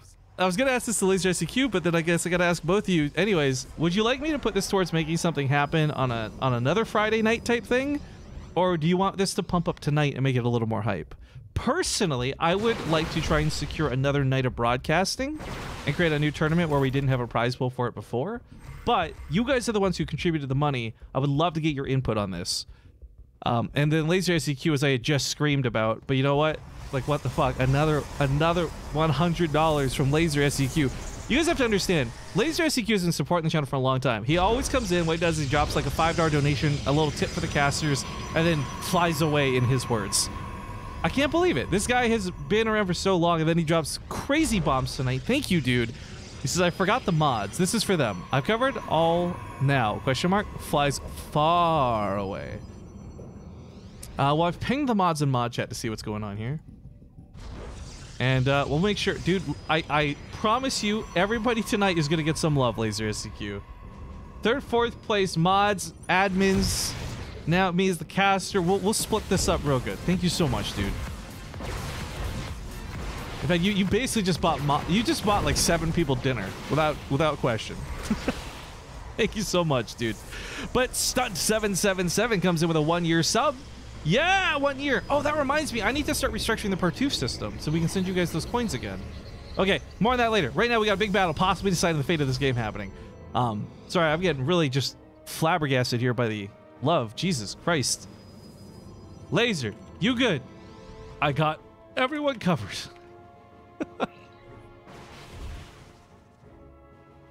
All right.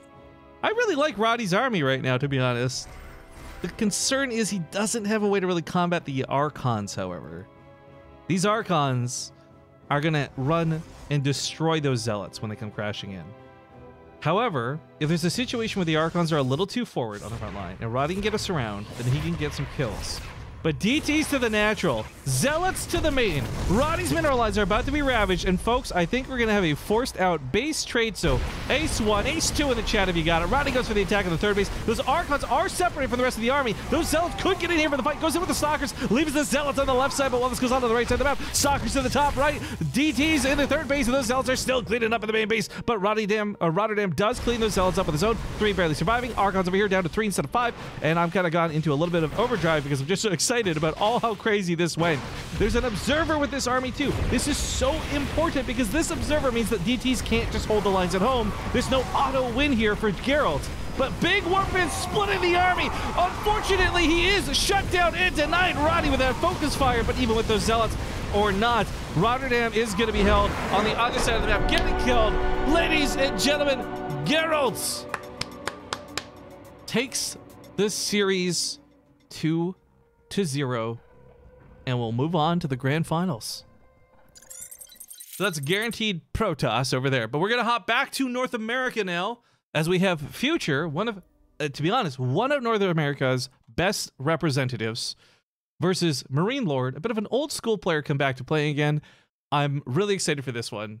Not nearly as much as I think I was Roddy versus Game Time, but I think I'm really excited for this anyways. So guys, thank you so much. Sit tight. We'll be back in a little bit with more StarCraft 2. After this short break, because I need to breathe after all this fucking...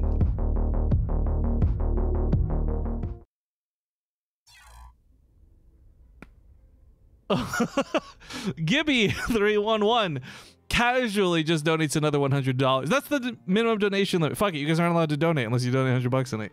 $100. What is going on? $100 from Gibby311. He says, here's for the next Friday night fight. Oh my god. All right. I do gotta take that break. I do need to breathe. You guys are insane. Fucking sicko mode on the stream tonight. Be back in a few minutes. TVT, Future versus Marine Lord. I'll see you guys soon.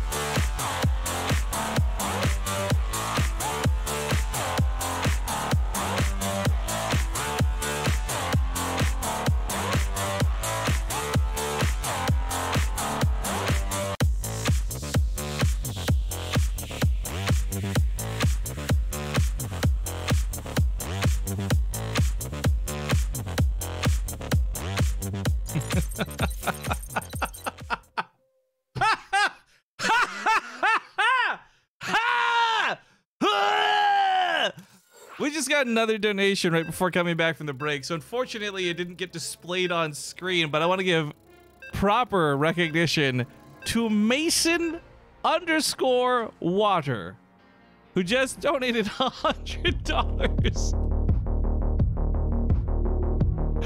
Oh, thank you so much. Let me read this message in a second. I'm just updating the title of the stream. We are loading into Cyber Forest as we speak, so give it a second here as we're back in North America.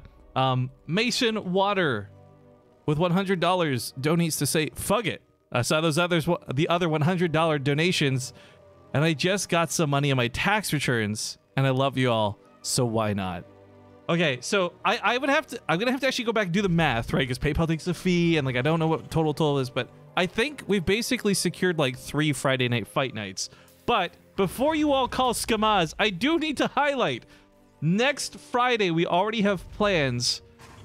We're doing a full-on invitational, 8 North American players, best of 3s into a best of 5. Like we have plans for the next Friday, but after that we basically have, I think 2 to 3 nights funded from you motherfucker crazy sons of guns. So thank you all for your generosity, and we basically, what's great about this is why I love it, right? If I took that $100, I put it in my own pocket, get some food, maybe buy some shirts, whatever, I'm the only one who benefits from that. But when we get to host another tournament, that's a couple hundred people plus myself who get to all enjoy that $100 together. Not to mention the players who win the prize money, and then they can go spend that whatever. Fucking thank you guys so much. Let's get into this other semifinals, though. Tonight has been unreal. Spawning in the lower right side of the map, we have the red Terran player. It's Infinity Gaming's Future. And to the top left, it is the blue Terran player from Europe. We have Marine Lord. Now, this is a little confusing, by the way, because, of course, Marine Lord is Moron Lord on the brackets, and it looks like somebody who is making a joke out of his name, but that's been his name for years. I'm not sure why. Maybe it was an inside joke at first or something, but just to clarify, that is actually Marine Lord on the brackets when you see him sign up under the name Moron Lord, which is eye-rolling. I think Dares corrected it to Marine Lord, or maybe Marine Lord corrected it to Marine Lord, but I really was not expecting to see him play tonight. So it's kind of cool. Here he is, big and blue against Future. Also, Terminator donated something, but it wasn't $100, so we don't care. Am I right, guys? No. Thank you for the $6.69. He says, not 100. Get you baited, Kappa. Zelash Saga, thank you for the 2-month resub as well. And I was sent a gift of the subs out earlier, but again, I want to really just remind everybody, if you're subbed, refresh, make sure you get that ad-free viewing experience, as it's quite the perk to have, as Twitch Prime no longer offers ad-free viewing. Or it's not supposed to? I don't really know, but thank you guys all so much for tonight. I thought that the bubble bath and watching the new episode of Suits would be the highlight of my day, but I was wrong. Laser SC2 says, I'm not saying I started this, but I won't say I'm unhappy. That's like every time I say stuff, dude, right? People misunderstand. You got to be careful with the way you word things online. Like, I have many different times said that I am not saying that Wardy is in such dire straits that he has to sell his posters at a pawn shop for rent money.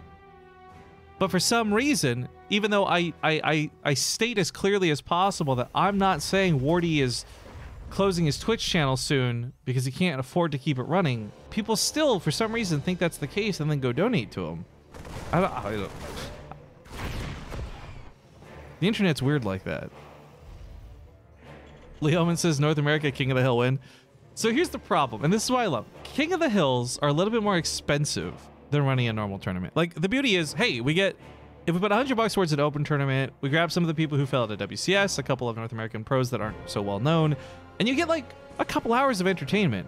But like, King of the Hill tends to be shorter and a little bit more expensive. I also had Bardino on Twitter just now message me asking how much to sponsor a BaseTradeTV free-for-all for the memes. We've actually done a couple of those recently too, but again, the problem with those is they're a little more expensive. And I'm not saying we can't or shouldn't or won't, but by default, this kind of style of a tournament works out well. Again, tonight's been insanely lucky and #blessed, and I don't know where all this money came from. But generally speaking, if it's just, you come into this like I do with zero expectations for anything, this is a cost-efficient way to run tournaments, get good practice, and put on a pretty decent show. So things like the other stuff, oh, it happens. It does from time to time. It's just not the easiest thing to put together. But if we had the money, we had the means, a North American free-for-all would be kind of fun. Because you could actually mix in some Koreans at this time zone too. For those who don't know, around this time, it's mid, I think it's like noon. It's either 11 a.m. or noon. I can never quite remember the time difference in Korea. But you could also mix in some Koreans into this as well. Get some guys who are from over there placing some North Americans, if they wake up early enough. There's just a lot of cool possibilities with this time zone, but we just typically don't work in this time zone because the viewership is lower. But fuck, if stuff like this keeps happening, we're gonna build on it, boys. You have my word. But anyways, enough about that. This TVT is gonna be interesting for a couple different reasons, and this because of the way this is opened up. First off, no proxies. That's obviously the given. But the kind of weird passive play that's gone with it too. It's been Reapers poking in, but without the follow-up of Hellions, without a Cyclone, more notably. Marine Lord has pushed out a Raven, which is cool. It's a little bit standard to see one Raven at the very least. Sometimes you'll see two depending on the players. Oh, it is two actually on both. They're just not together. So both players have two Ravens. It's a Marine tank underneath this. This is my favorite style of TVT to watch. We have been watching some people do some mech play, but I'm not convinced that that's the best thing to do. And we got players like Future and Marine Lord who are very, I would say, micro-impressive players. Not that their playstyle is dependent on them being micro-impressive, but they are very impressive when it comes to control of their armies. I think those are my favorite things to watch in the game. Oh god, I forgot Rifkin's the Panty King. Why am I the Panty? Oh, because that stupid clip. Why is that even a bot command? I played one dumb game for 5 minutes. How many views is it? How many times have you idiots clicked this? There's 500 views on this clip. That means 500 people got curious enough to be like, huh, why is Rifkin the Panty King, and click on it. It's such a dumb, stupid, delete this moment. I don't, whatever. Okay, Rifkin, focus up. You got a StarCraft game. It's pretty good, too. Auto turret comes down to do a little bit of damage to push this back, but air controls everything in TVT, so while the auto turret helps snipe off a Viking, ultimately these Ravens are still alive, while Marine Lord unfortunately lost one of his. And those Ravens are going to be what guarantees the future battles, whether it's an interference matrix here on the tanks, or whether it's on the Vikings, so that he can win the battle with his own Vikings! Auto turrets do some pretty great damage, don't get me wrong, but that Viking battle has just shifted the favor in Future's side, now with 5 Vikings to 3. Production cycles in this are so important as well. A lot of late game TVTs against the top tier pros. We're talking innovation, we're talking TYs. I've seen battles that go towards like 5 to 7 Stargates, most of which would have reactors, because the air dominance you have is so incredibly critical to this matchup. Game paused. A little bit of a pause here. I guess Future's feeling some lag. What server are we on? We're playing on the East Coast. All right, not so bad. East Coast is not exactly perfect for everybody, but it does... Wait, am I ref? Oh, 3. Game resumed. It does give a better chance here for someone like Marine Lord who is playing cross server, which is never preferable, but again, it's really cool that he came out to play today.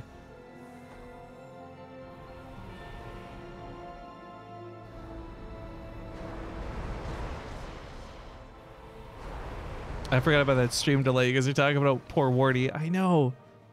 I was so sad, but luckily, after you guys started donating to him, you'll notice his posters came back. He was able to afford to buy his posters back from the pawn shop, and now he's got them hanging on his walls again.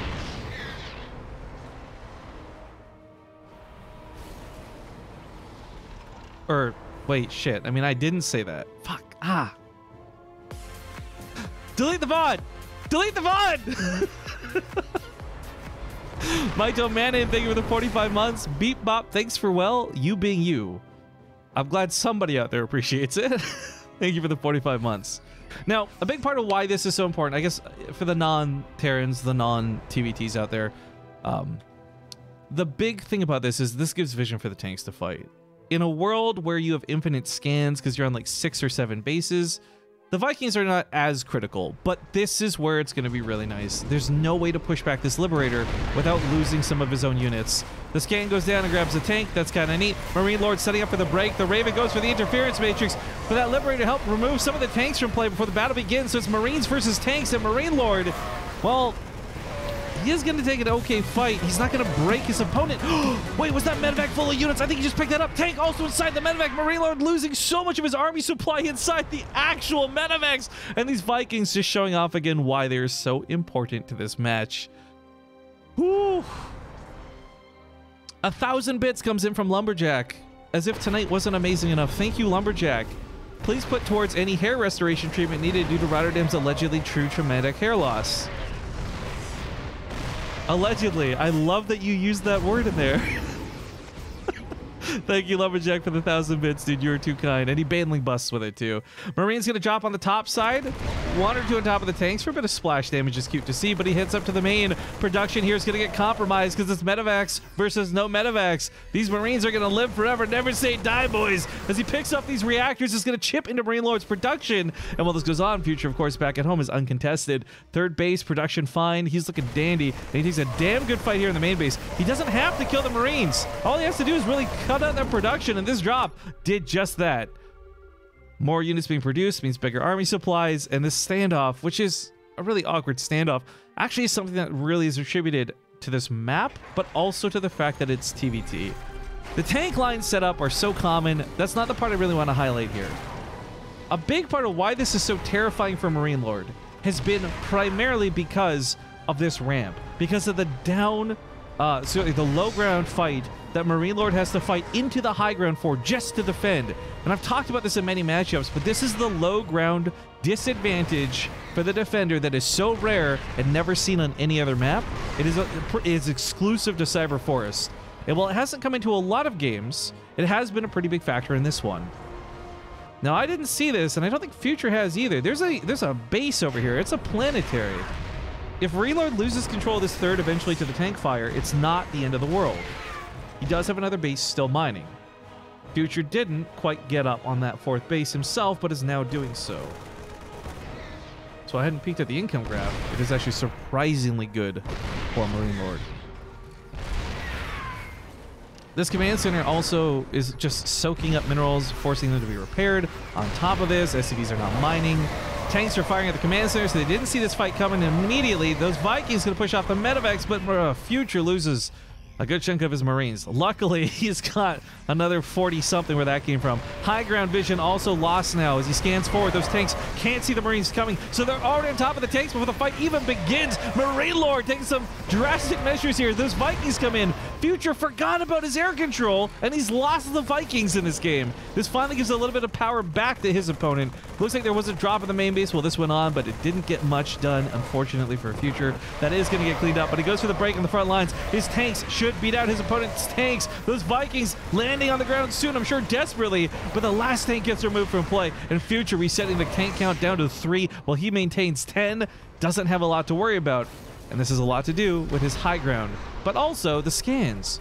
He doesn't need the Vikings to give him the vision if he's able to afford pretty much infinite scans. And with him mining so well, I think he's feeling comfortable about these scans, that's for sure. I will say, though, there is a pretty big advantage for Marine Lord that is coming up slowly. I don't want to say surely, because his 3-3 is about to finish up, and when it comes to Marine fights not influenced by these tanks, those upgrades are going to be what determines a victor in any of these small stage battles. But 3 tanks firing is worth more than 3-3 on upgrades. Coming down to the south side, Marines find a bit of a flank. He advances the tanks, a little bit bold because he, of course, is in range of his opponent's tanks, but he's just got so goddamn many of them. He knows it too. Tries to get to the front line. He's actually blocked out by his own tanks, his own positioning, killing his forward momentum. Future's probably just better off backing away from this. He's bleeding out slowly to the Vikings. Marine Lord has found a way back into the game, and somehow, and this is why Marine Lord's so good at TVT, guys, somehow finds a way to continue expanding. I don't know about you, but every time I've played this matchup, when I get turtled in like that, I'm so tunnel vision, I can't even think about expanding. Marine Lord not only thinks about it, he does it. Takes a fight in the middle of the map here. His Marines deal +3 weapons, not +3 armor, but the weapons are still good enough to break the front line of Marines. Now it's tank to tank, and if you remember at a point, Future looked like he was going to win this game, but Marine Lord brings it back and snags victory. Nicely done by our French Terran. Keep in mind, not that I'm trying to build up some narrative, I'm just trying to provide information, but Marine Lord is technically the one disadvantaged as he comes into this playing cross server. Granted, the East Coast is not that bad, but very interesting. Future comes out of that game saying apparently he was experiencing some... Oh, that's right, he did pause, I forgot about that. But apparently Future is the one experiencing quite a bit of lag. Saying at some points of the game he had 1K ping and he just couldn't click on anything. That's unfortunate. Maybe we'll give him some time to restart. We just finished playing an ad break though. I don't want to do another, but I guess we'll pop off to a break while we give Future a moment to fix whatever is not working for him. So thank you guys again for tuning in. Be back in a few.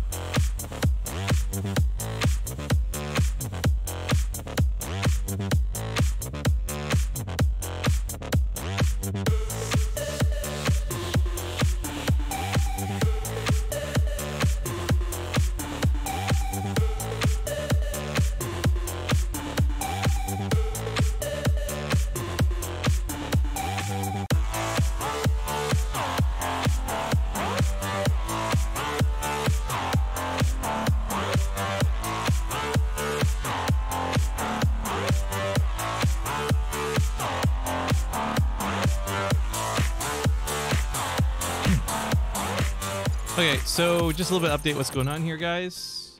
We told Future, you know, this is the second last match of the night. We're not in a rush. Please take all the time you need to try and fix your issues. But it looks like it's less of a server thing, and it might just actually be his ISP. Because he's reset and tried... Wash, have you tried router? Power cycling it might help, but I don't know if it'll fix it.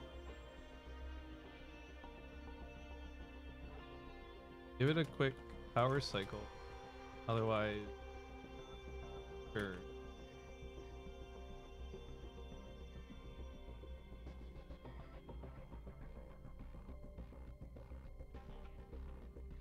I'm saying it can't fix it. It might not fix it, but it can't hurt to try. Future seems pretty adamant on just playing through the lag. Although I think, like, honestly, just taking 5 minutes to reset your router, you know, it gives you a moment to breathe, get some clarity. I don't know.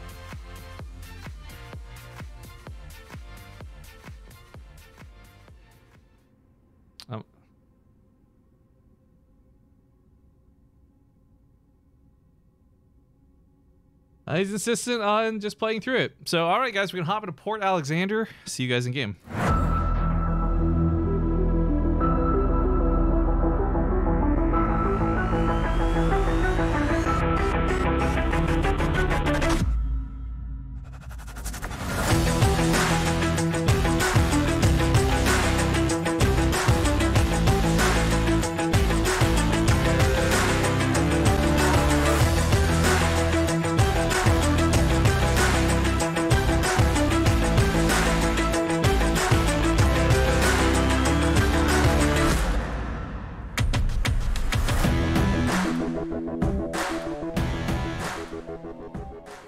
I believe he's already taken off, but just on the off chance he hasn't. Full-time job. Thanks for stopping by.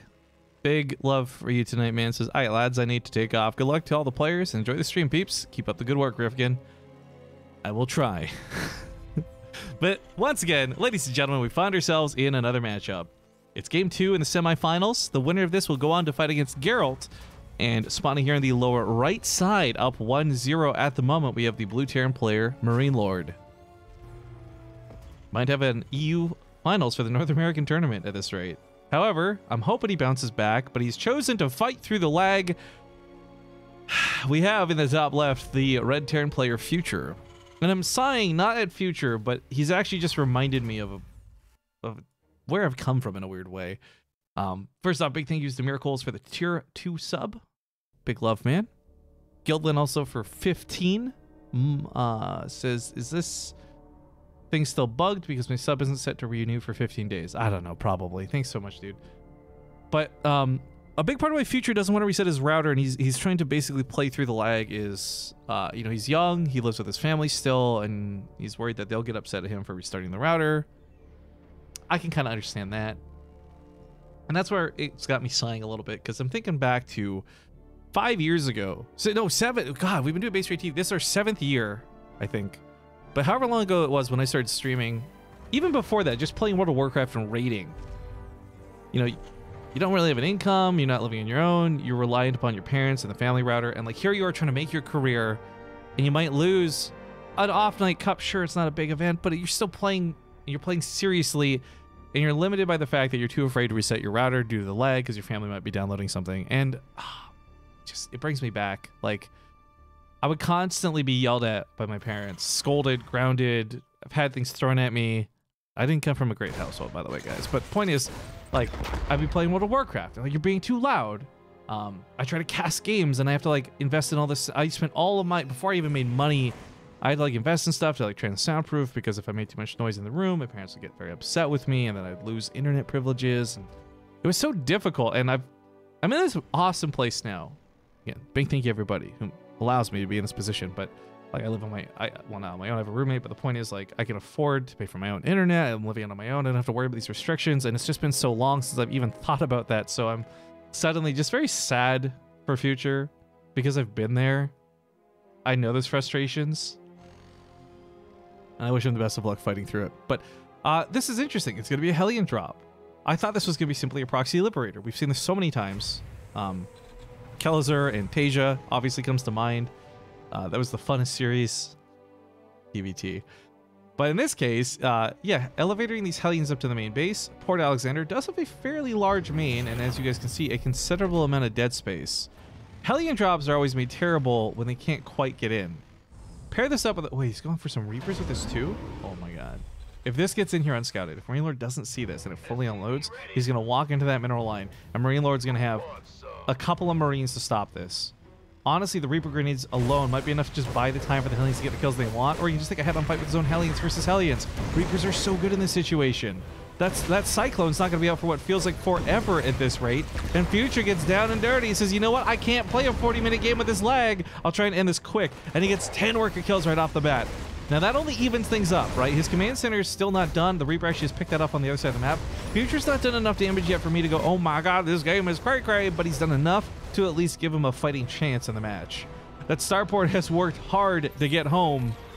He is finally get that starport home. But these Hellions have denied all the mining in the natural base. A Raven is here too. An auto turret rather than an interference matrix. He could have completely stopped the medevac from picking units up and locked this down.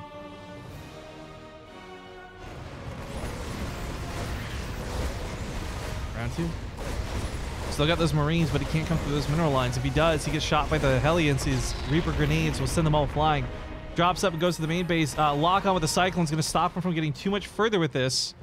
That medevac now down at 38 health. Killing the refinery is kind of cool. I mean, it's 75 minerals lost, whatever, not the end of the world, but big deny to gas income. That medevac does die, so now it's do or die. Literally, here's the Marines go flying. The Reapers dash up to the main base, maybe for a scout, maybe just for a little bit of extra damage.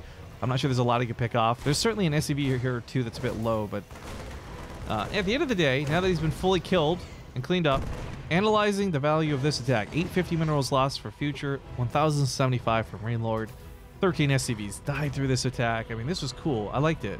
I didn't expect this to work, and I really thought there'd be a follow-up with a Liberator, and maybe, actually, just thinking, if that starport never came home, made a Liberator, and that was just sitting over the main base while those Hellions were doing what they did in the natural, Marine Lord would have been super screwed out of money this game. But luckily, stabilizing, it's a little bit more even than it looks. Both players have 2 bases. Both players have a decent amount of workers.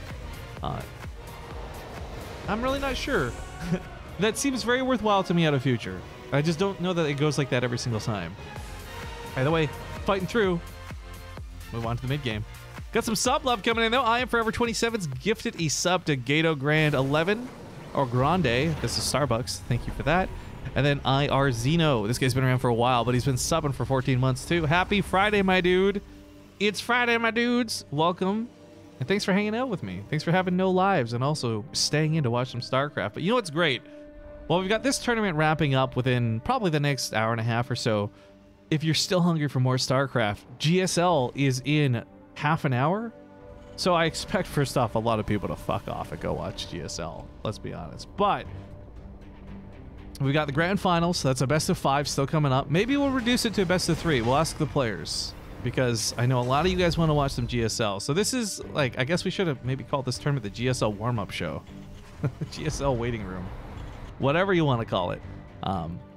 That's some fun games tonight. And like, obviously there's the hype through the donations. That's a big factor of what fucking happened tonight. But even if not a single person donated or cheered bits, we still would have had a really good night, some really good games, I think at least. Cyclone Battle doesn't go so hot here for Future to begin with, but his tanks are pre-sieged, and that's going to get him a couple free shots, but is that going to be enough? Auto turrets come down underneath this. Interference matrices go down on top of the tanks. A bit of a stall out here, but those will be coming out soon. However, I don't think the tanks will live to take the fight that they want to fight. A couple of shots for sure, but not enough. And Future loses the mid ground. However, Marine Lord only comes through with like 2 half-damage tanks and a Viking. This is hardly enough to win the game. In fact, an auto turret may even secure some kills here. Raven still dies. Oh, if he had actually saved that Raven, that would have been sick. But 2 Vikings can kill the 1. Then he just lands these on top of these tanks, and I think Marine Lord's push is held. Vikings do incredible damage to armored units. 4 SCVs were pulled with this, likely to repair. Unfortunately, they're now awkwardly here in the middle of the map, achieving nothing.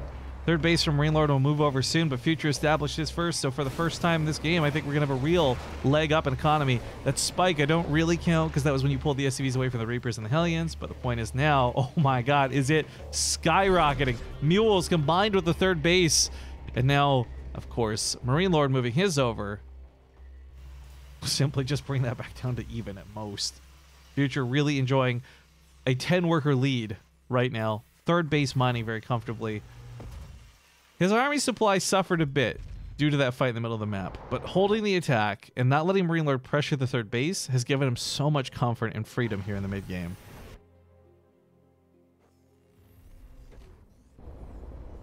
Oh, it's Mac too. It's really highlighting that here. Half an hour for GSL question mark? That's what Team Liquid calendar says. Maybe it's wrong, maybe it's right.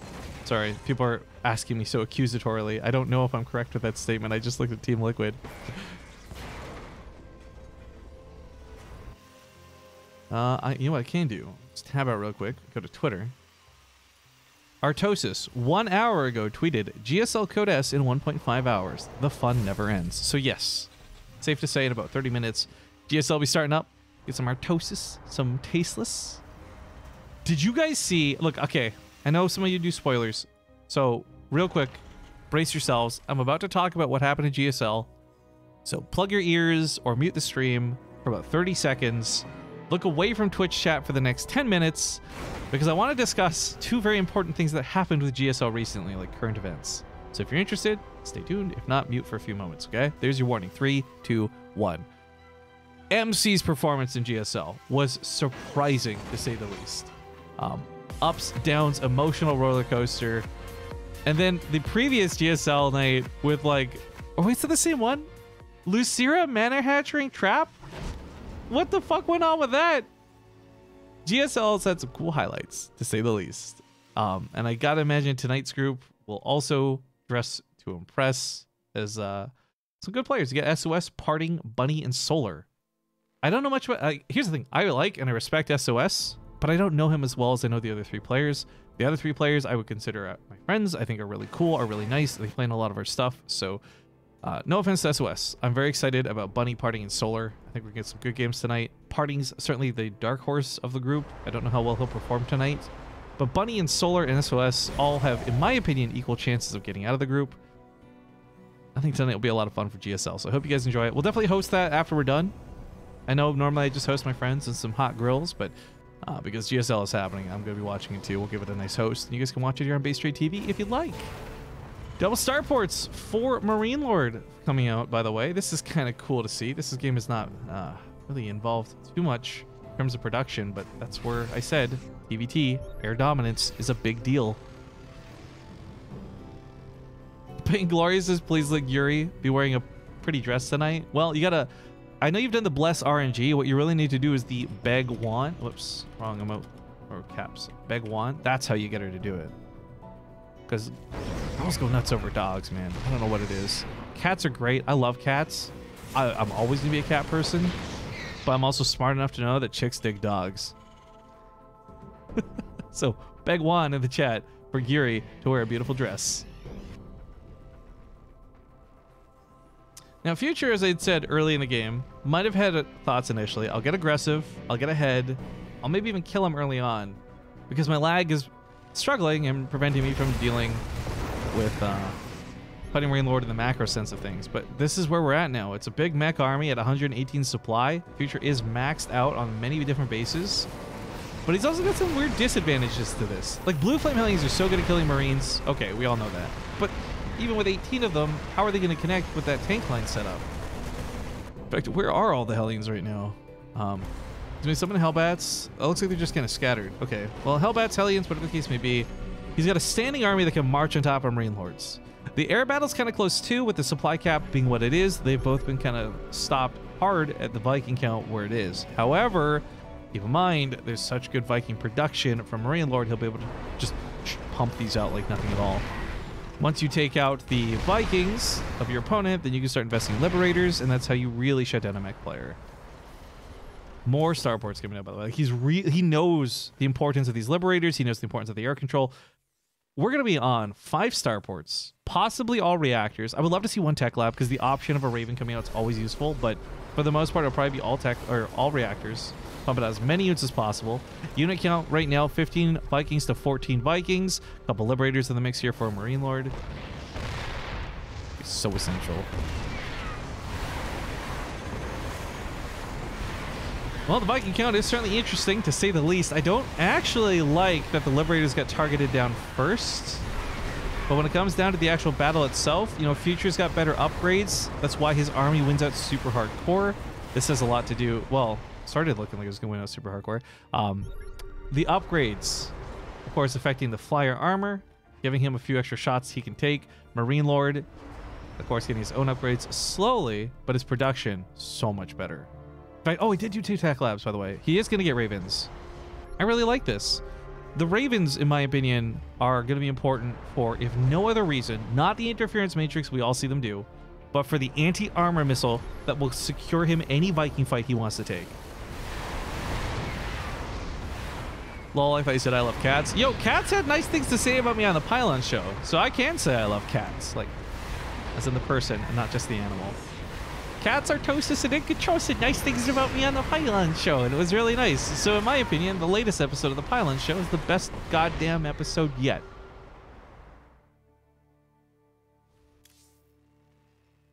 Still though, this is interesting. Marine Lord's going to actually be using both these tech labs too. He's gone for Raven Energy on one, but Liberator Range on the other, and the Liberator Range is going to be pretty helpful.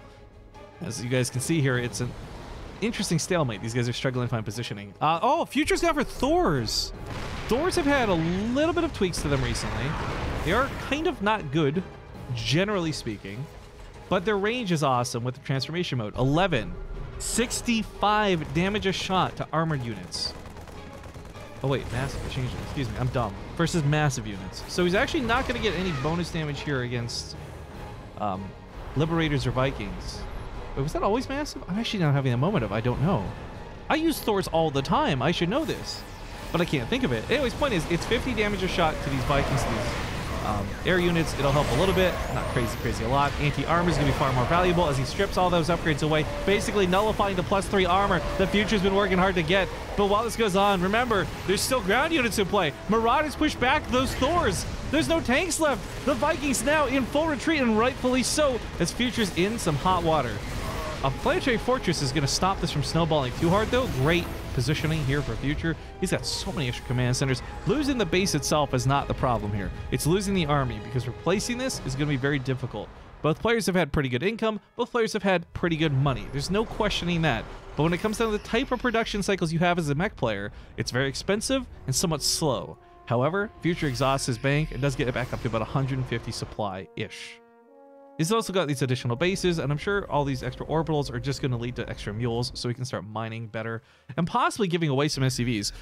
That is actually a big factor we hadn't talked about. Both of these guys for a long time in this game have been on about, what, 80 SCVs or so, losing very minimally worker count on both sides.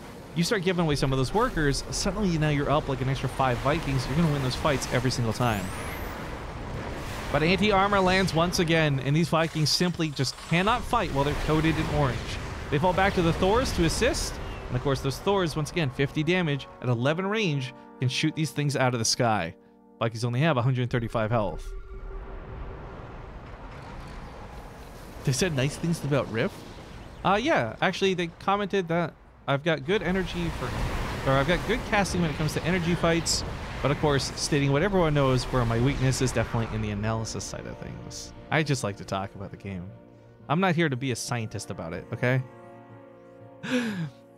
Gorm Dragon says, what's the Pylon show? Do you actually not know?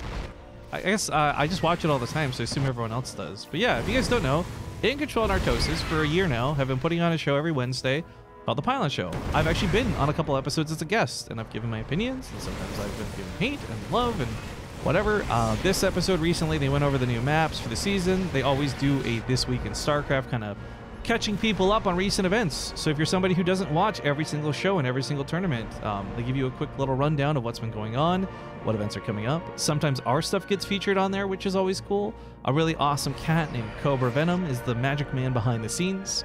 But it's a talk show that I listen to as a podcast. Sometimes I watch the video. It's worth watching though, guys. I'm in no way paid to advertise for them, but I like it so much, and I listen to it all the time, so it's worth telling you guys to check out. I think at least.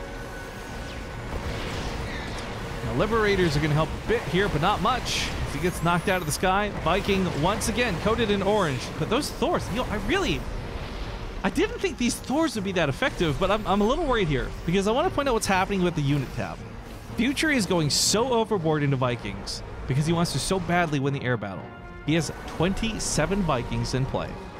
At some point, he may actually end up going for too many Vikings, and Marine Lord has a lot more versatility with his ground units than Future does because there's not that many tanks left. The only thing that was keeping these Marauders and Marines from charging forward are those tanks.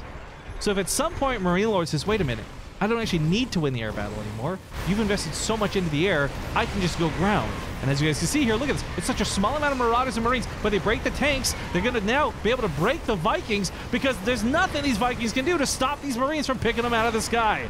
So, while this was a nice and a smart way for Future to play, I think he tunnel visioned a little bit too much. Those horse blinders went on, and he was too focused on winning the air battle, he forgot entirely about the ground battle. And while a couple of Thors can fight, sure, as again, it's the tanks for certain that we're keeping things back.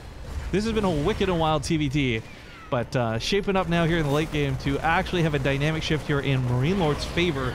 Future does have some money to work with, but he's got to think about what he's investing into. Even just going now Mass Liberator, saying, I've won the air battle. Let's not forget, at some point, Marine Lord can just shift back into air units. He's got so many starports to produce from after all. Not to mention, a lot of money. Rifkin's just a field reporter, says Mr. Borisman. Just a field reporter? Sir, I'll have you know, I didn't go through 9 years of college for StarCraft 2 field reporting to be just a field reporter. Doctors don't go to medical school to be Mr. How dare you? I hate labels, I hate names, I hate things like that. I don't care what you call me, guys. I'm a dude. At the end of the day, I'm a dude who likes to watch other dudes play StarCraft. Don't clip that out of context. Sorry, the pause was because I realized what I was saying.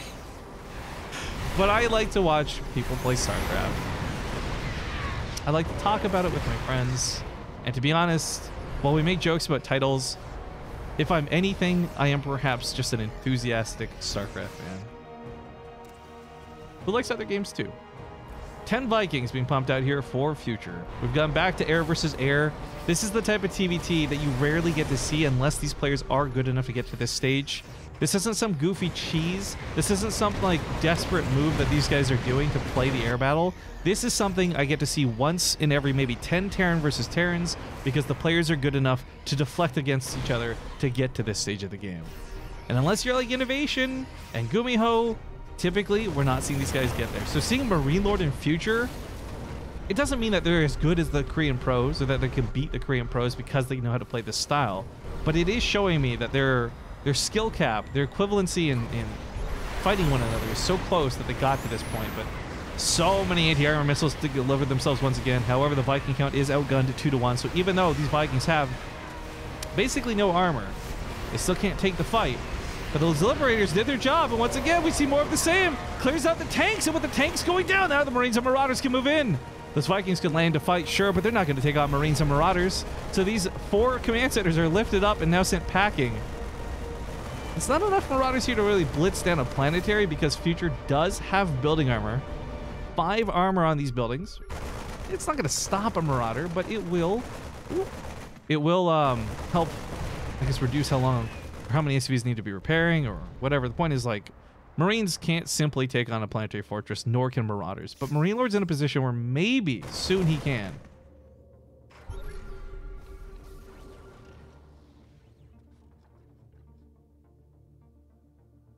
Rifkin is just a GSL waiting room.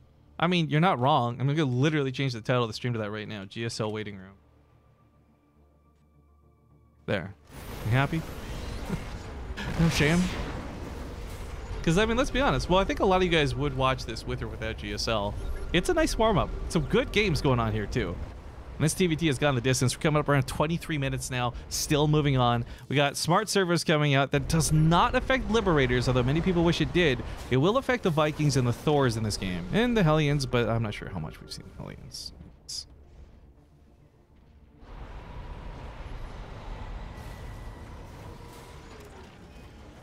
I keep going back to the production tab, but truthfully, the unit tab is so much more valuable. This map, by the way, has had almost every single base claim. Marine Lord taking the top and the south bases as well. So over 50% belonging to him, meaning he'll have more money in the long run of this game if this continues at this pace. I really hope someone clipped that.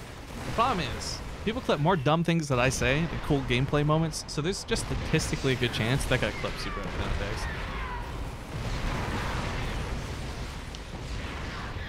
Sorry, take a quick water break there, but as the battles continue to ravage, I still can't believe this is going the way it has.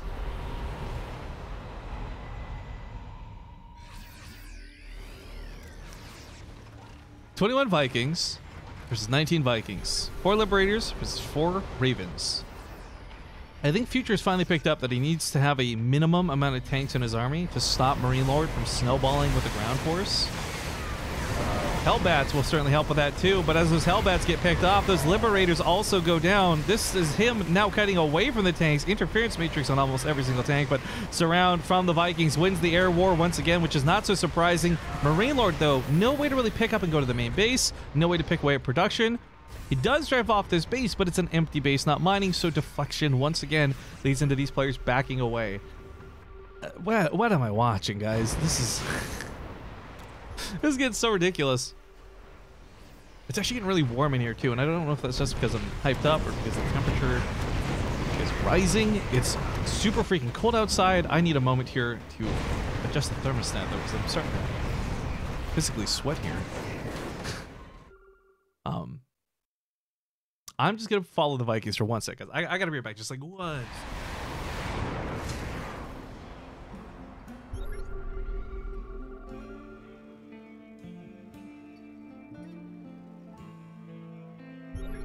Cool. Even though I didn't set the temperature to be 26 Celsius, because that's too fucking hot. I don't care how cold it is.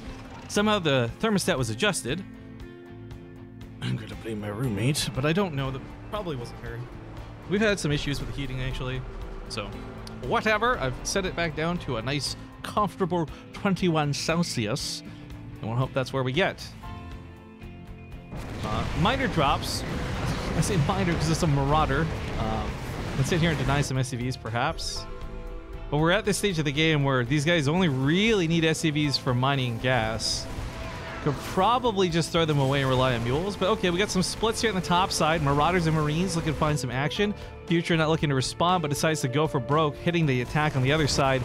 I don't know if this is a base trade. That's up to you guys to decide. But it is getting to the point where they're just done deflecting. They're going around each other's armies, through the centers of the map. Marauders, if they get up here and start picking up that production, it doesn't matter what Future does on the other side. Mech players suffer more from production loss, far more than bio players do. And Marine Lord is going to win this game. 4K in the bank, takes the 2-0. What a long series, but congratulations to Marine Lord, who will now move on to the finals. And in our North American tournament, our North American Fight Night, we, of course, naturally have 2 European players in the finals. Go EU. We're going to swap to the European servers. I'm going to take a small commercial break, guys, and we'll see you for Game 1 Grand Finals when we get back.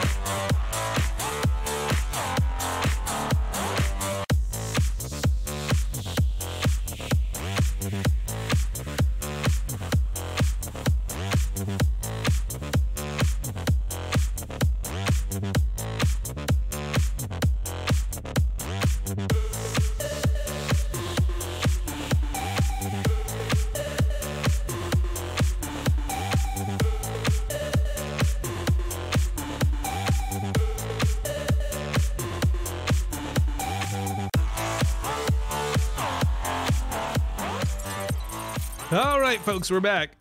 Hello. I've gone from sitting to standing because I'm excited for the finals, but we've changed this up for two reasons. One, the players are tired. It's late in Europe.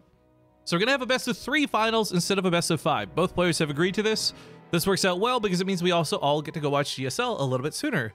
Yay! So it's Marine Lord versus Geralt. It's a best of 3, but it's still the grand finals. So let's hop into King's Cove.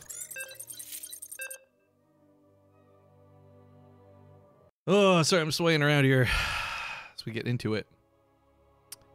What is this virus message people are trying to come... It's such a dumb clickbait in Twitch chat. Oh my god, you guys won't believe this picture! And then a really suspicious link? Come on. You're preying on kids at that point, man. That's not cool. But okay, folks, we are getting into game 1 of the finals. I've got nothing to advertise. Absolutely fucking nothing. So I want to talk a little bit about me. Let's do the player intros first. So spawning here in the bottom right, it is, of course, the red Protoss Geralt. And his opponent to the top left, the blue Terran Marine Lord. Oh, they both lost in WCS pretty badly, I guess. Yikes. But yeah, so there's nothing really advertised. So if I could ask one solid favor of you guys, it would be this. Follow the channel if you're not already following it. Go subscribe to our YouTube if you're not already. youtube.com/BaseTradeTV. If you're willing to support something like a Patreon, that's cool too. Patreon.com/BaseTradeTV. But to be honest, that Patreon at this moment in time is set up purely for supporting YouTube. We may convert that to be a tournament thing, as you guys have shown a lot of interest in that, but we'll talk more on that later. For now, the last thing I would request is just join our Discord server. The Discord is probably the best thing to tell you guys to get involved with because A, it's free. You don't have to be a subscriber. Over 80% of our server is available to the public. 20% probably is subscriber gated with things like replay packs and what have you. So please, please, the best way to keep up to date with news and posts or alerts that we're going live or, hey, check out this poll or, hey, get this giveaway. All of that is done through Discord, not through Twitch chat. So it's discord.gg/BaseTradeTV. Or you can just check out our various social media links when they get pasted in the Twitch chat. Thank you all who have followed, who have made this possible, who have had tonight happen. Just come out to hang out and we wait for, or as we wait for GSL to get started up. Which, by the way, it is starting up here soon, so I don't blame you if you leave. No guilt, no shame. But I hope you'll stick through with us for the finals at the very least, because as I said, this is the grand finals and we've reduced it to a best of 3 instead of a best of 5. Mad Dog 69, thank you for the 100 bits. He says, thanks for all the content, Rifkin. Well, thank you for stopping by. Also, I guess like a bit of a round out here, like full-time job, Mason, Gibby, Laser SC2, fucking, I can't believe there was not just one person who donated like $100 tonight, but several. And I promise you guys, Scouts On, you're going to see more tournaments come out with that funding the prize pool. We are going to, as Laser SC2 requested, you know, split up the prize money a little bit, give the mods, the admins, me as the caster, a bit of a tip for tonight. Thank you again for that. If you end up watching the VOD, because I don't know if Laser SC2 is still here, but tonight has been excellent. So thank you again, everybody.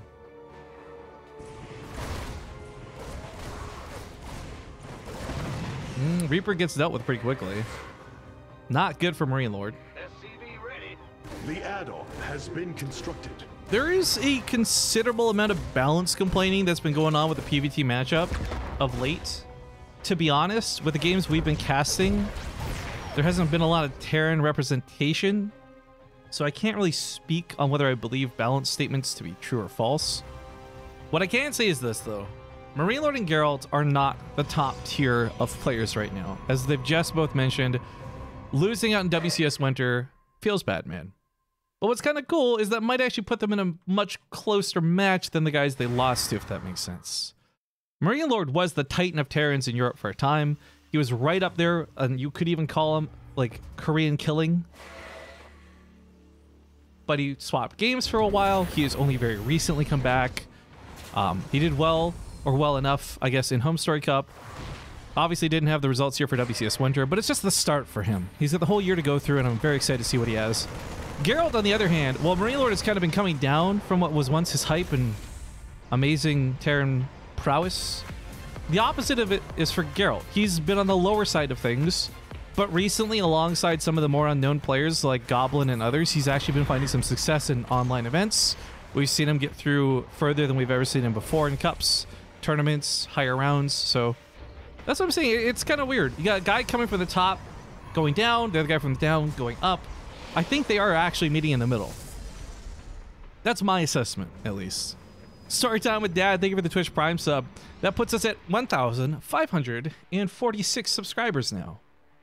At some point, a lot of these are going to disappear. If you guys missed out on what happened, I was streaming Sea of Thieves, and we got like 300 or 400 something subscribers during one of the Sea of Thieves streams.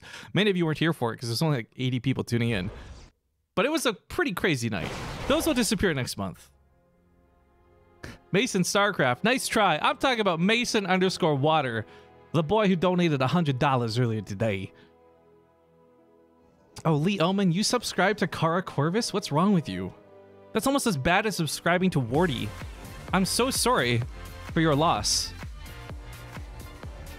Biocancer, thank you for the 13-month resub. Read that message in a moment. It's a long one. Big attack here with the Stalkers. A little bit of blank micro coming out of Geralt, but that tank says, fuck you. Doesn't really care.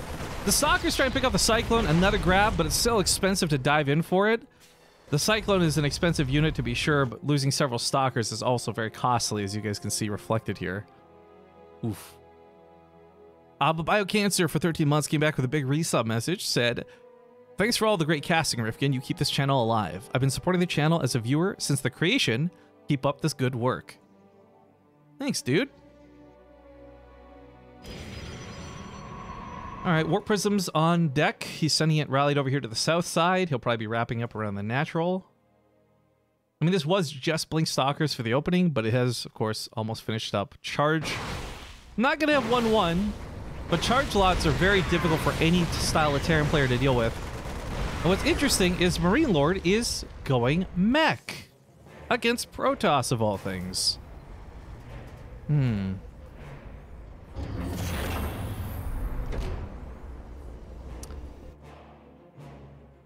not sure that I think mech is good against Protoss. And I say this because classically in the past, Immortals, and just Immortals, no other unit required, Immortals have been such a hard counter. But we don't see enough, or consistently enough, mech play to say for sure that, like, oh my god, that's the case nowadays in Legacy of the Void. I still believe it to be true just based on the style and the way the units work, but we'll see how Marine Lord pulls this off. What I would love to see is if this was like mech, but with some ghosts for EMPs. I think that could be a really cool way to play this out. Mika says, you should consider letting the people that donate allocate where the money goes. You moderate his prize pool, etc. I know you're probably not trolling. And you're probably trying to give a very nice statement, just sharing your opinion. But if you missed it, that is specifically what the money was requested to do. So, yeah. I know a lot of people have a misconception of me of being this really shitty guy, and people think I'm just like some fat, greedy hog. But anytime we ever get big donations like this, we always try to make it so as many people are happy as possible. And hopefully over the next few weeks, I can prove you that that's true. But ooh, 1DT sneaks around the top side. It's almost dead, but that turret will finish up, and the lock-on will kill it, so Geralt will not be getting anything too cheeky done with that. Breaking up depots was a little bit risky, as you guys saw, so costly with the tanks firing back. It did supply block Marine Lord, however, which is kind of a funny side effect I don't think Geralt intended. But ultimately, will work in his favor. At least for a small period of time, as it blocks out that production. But Marine Lord's got more command centers on the way. He ain't worried about anything anytime soon. Scans to see the other side of the field. Double forges in clear view. So he knows upgrades will eventually become a problem. But again, upgrades versus mech. I don't know. Like, you watch any Terran players playing Bio. If it's 3-3 on the Protoss against like 1-1 on the Marines, it's like an A-move situation. You just laugh your way to victory. It's not quite the same for mech. There's just a lot more volatility. These units are a lot more durable than Bio is in the first place. Storms will be effective, but not as effective. So this laundry list of things I could go over. The point I'd like to summarize is upgrades are great, but not nearly as great as if this was Bio.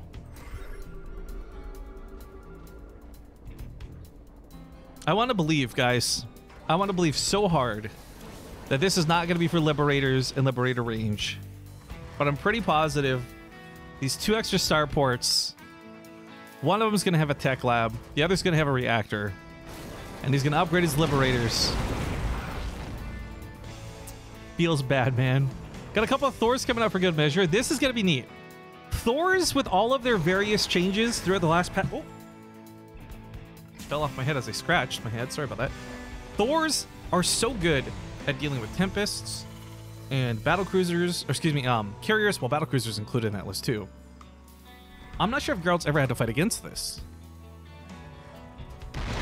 But as somebody who fights with this, I can tell you from experience, even at a shitty lower league, when it comes to unit versus unit battles, these Thors in transformation mode, even halfway upgraded, are going to be really beneficial.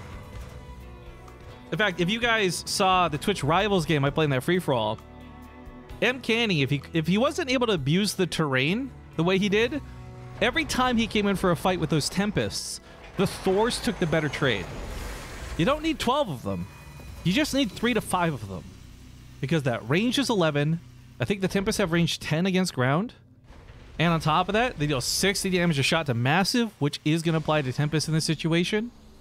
So I really think the Thors are a great choice out of Marine Lord. He just doesn't want to invest too heavily into them, because Thors are really expensive and really supply like inefficient compared to other units. So you're gonna want 1 or 2, 3, 5, whatever. It's your anti-air ground defense. But if you invest too much into them, suddenly Zealots are just gonna automatically win the game. So there's a delicate balance of how much you want to build when supporting this mech army. But the part of this that's weird, that is a lot less conventional from what we've seen, is that there's just a ton of Liberators. A stupid amount of Liberators in play. So they should cover these Thors, in my opinion, in most respects. But we'll see how this plays out. This is a weird PvP. Oh, shit! Oh, I'm going to say your name wrong. I'm just sorry in advance. But Hadashan 12. Thank you very much for the 1,000 bits. Again, apologies because I likely said your name wrong. Since I mostly watch on YouTube, as I'm often not online on Twitch. Really enjoy the VODs. Well, thank you, dude. It's good to see a couple of people from YouTube come by from time again. But someone's asking, GSL is starting, what do I do? Well, you could pull it up on a second monitor. You could watch both streams. You could just leave and go watch GSL, or you could remember GSL has a lot of downtime at the start, and you could probably safely finish watching this game before you need to watch GSL. But that's just my opinion. Which I'm not supposed to have. Gloria Barger, something, etc. I can't wait for you guys to see this fight, though. I don't know how this will go. Immortals are going to kill Thors. Liberators are going to kill Immortals. And Templar and Stalkers, and then those are going to try and kill the Liberators, and then the Tempests are going to try and force a fight, but they don't need to, because again, those Thors will come in. It's 10 range when shooting ground. Thors literally outrange a Tempest. And look how much damage that did!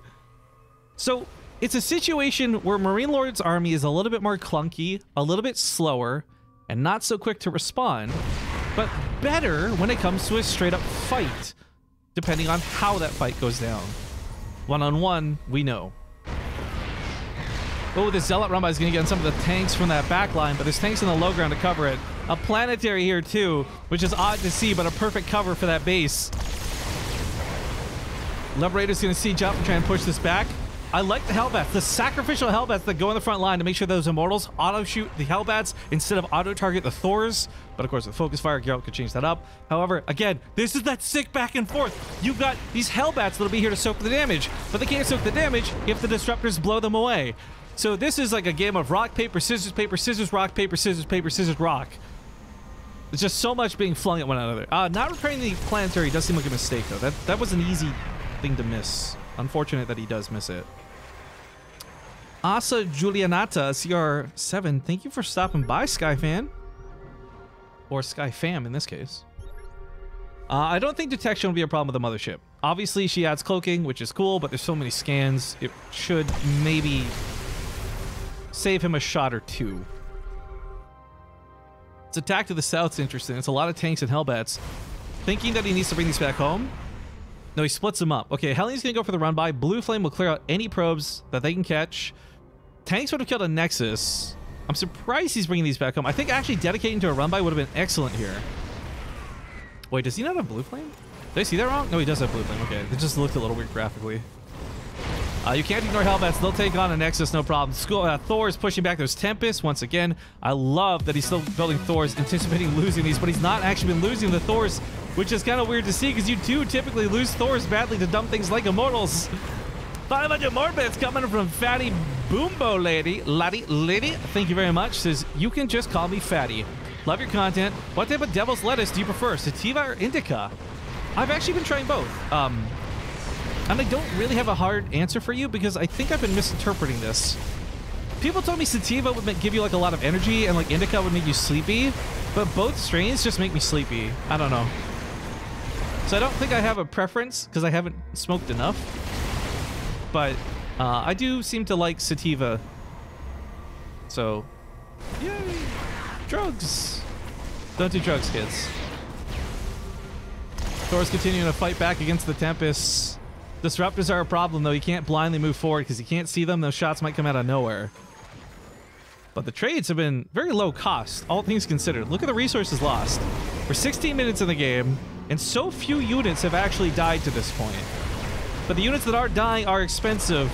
A lot more Tempests just now popped off with those Thors, but still insisting on building them 4 at a time. Geralt is going to be pushing this to the front line, and I gotta say, like, for a Protoss player, I think he is adapting very well to what Marine Lord is doing. I think it's very unlikely Geralt has a lot of practice playing against mech, because just most Terran players don't seem to do this. But Marine Lord's making this look good. Look at that mothership gets popped off real good, like. Thor's getting the job done. Planetary Fortress does have building armor, so the Zealots are struggling to kill it, even with their upgrades. Not to mention the SCV's repairing.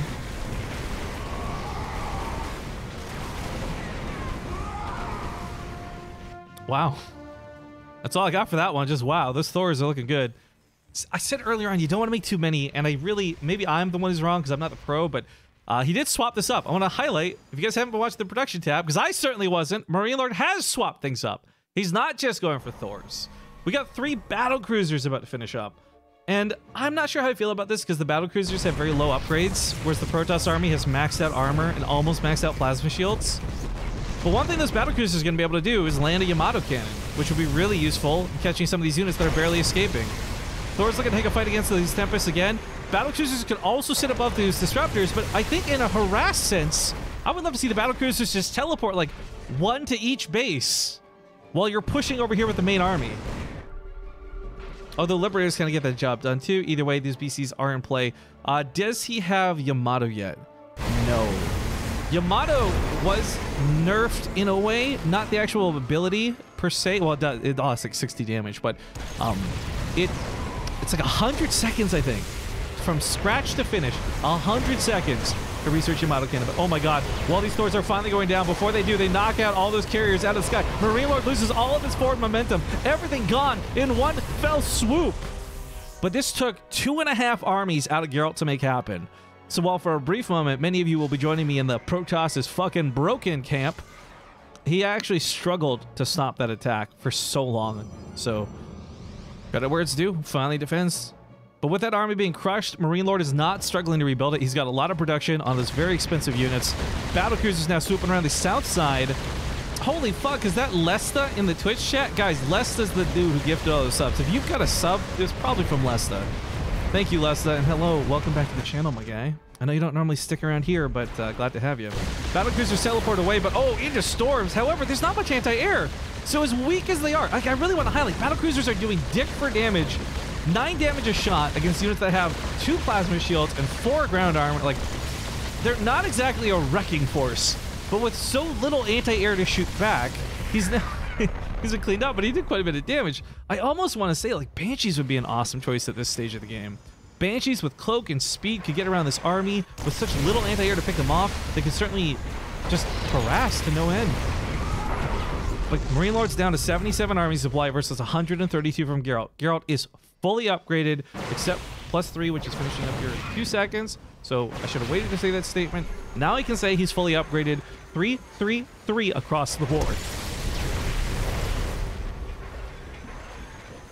Income's been really back and forth too. These guys have been not exactly hurting up for cash. The worker count has been consistently 50 to 60 for both for a large part of this game.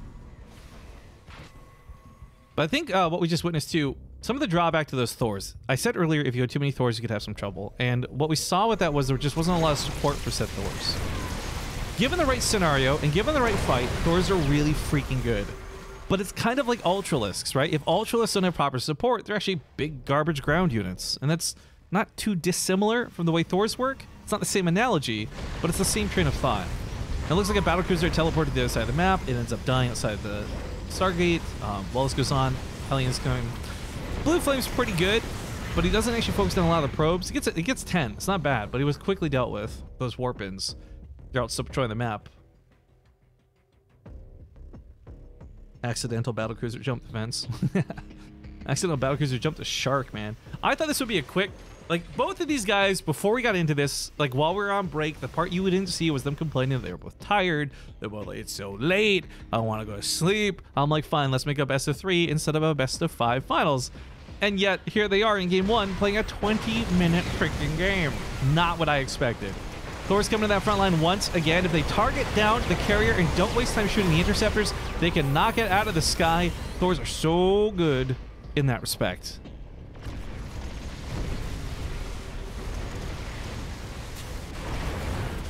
Oh, there was an Immortal run by. I didn't even catch that, but it's dealt with. Okay, shuts it down, goes back to mining here soon. Marine Lord, not hurting for gas as much as he is for minerals. Considering Thors are pretty expensive, I think they're like, what, 300 minerals, 200 gas, I believe? Can't exactly super mass produce them. But 3 Thors on the high ground taking on those Zealots. Thors on the ground. He's just like mass Thors at this point. He's a Thor Liberator. There's no variety anymore. Whether that's good or bad, we'll find out. I have little to no expertise casting this stage of the game with this composition from either player. I really truly thought Hellbats were going to be a lot more necessary, and I thought these Zealots would be able to catch those Thors a lot more off guard, but that's not how this has played out. And even though that might be how it normally plays out in like the earlier stages of the game, I guess different rules apply when your Thors are fully freaking upgraded. You've got 7 Liberators covering them.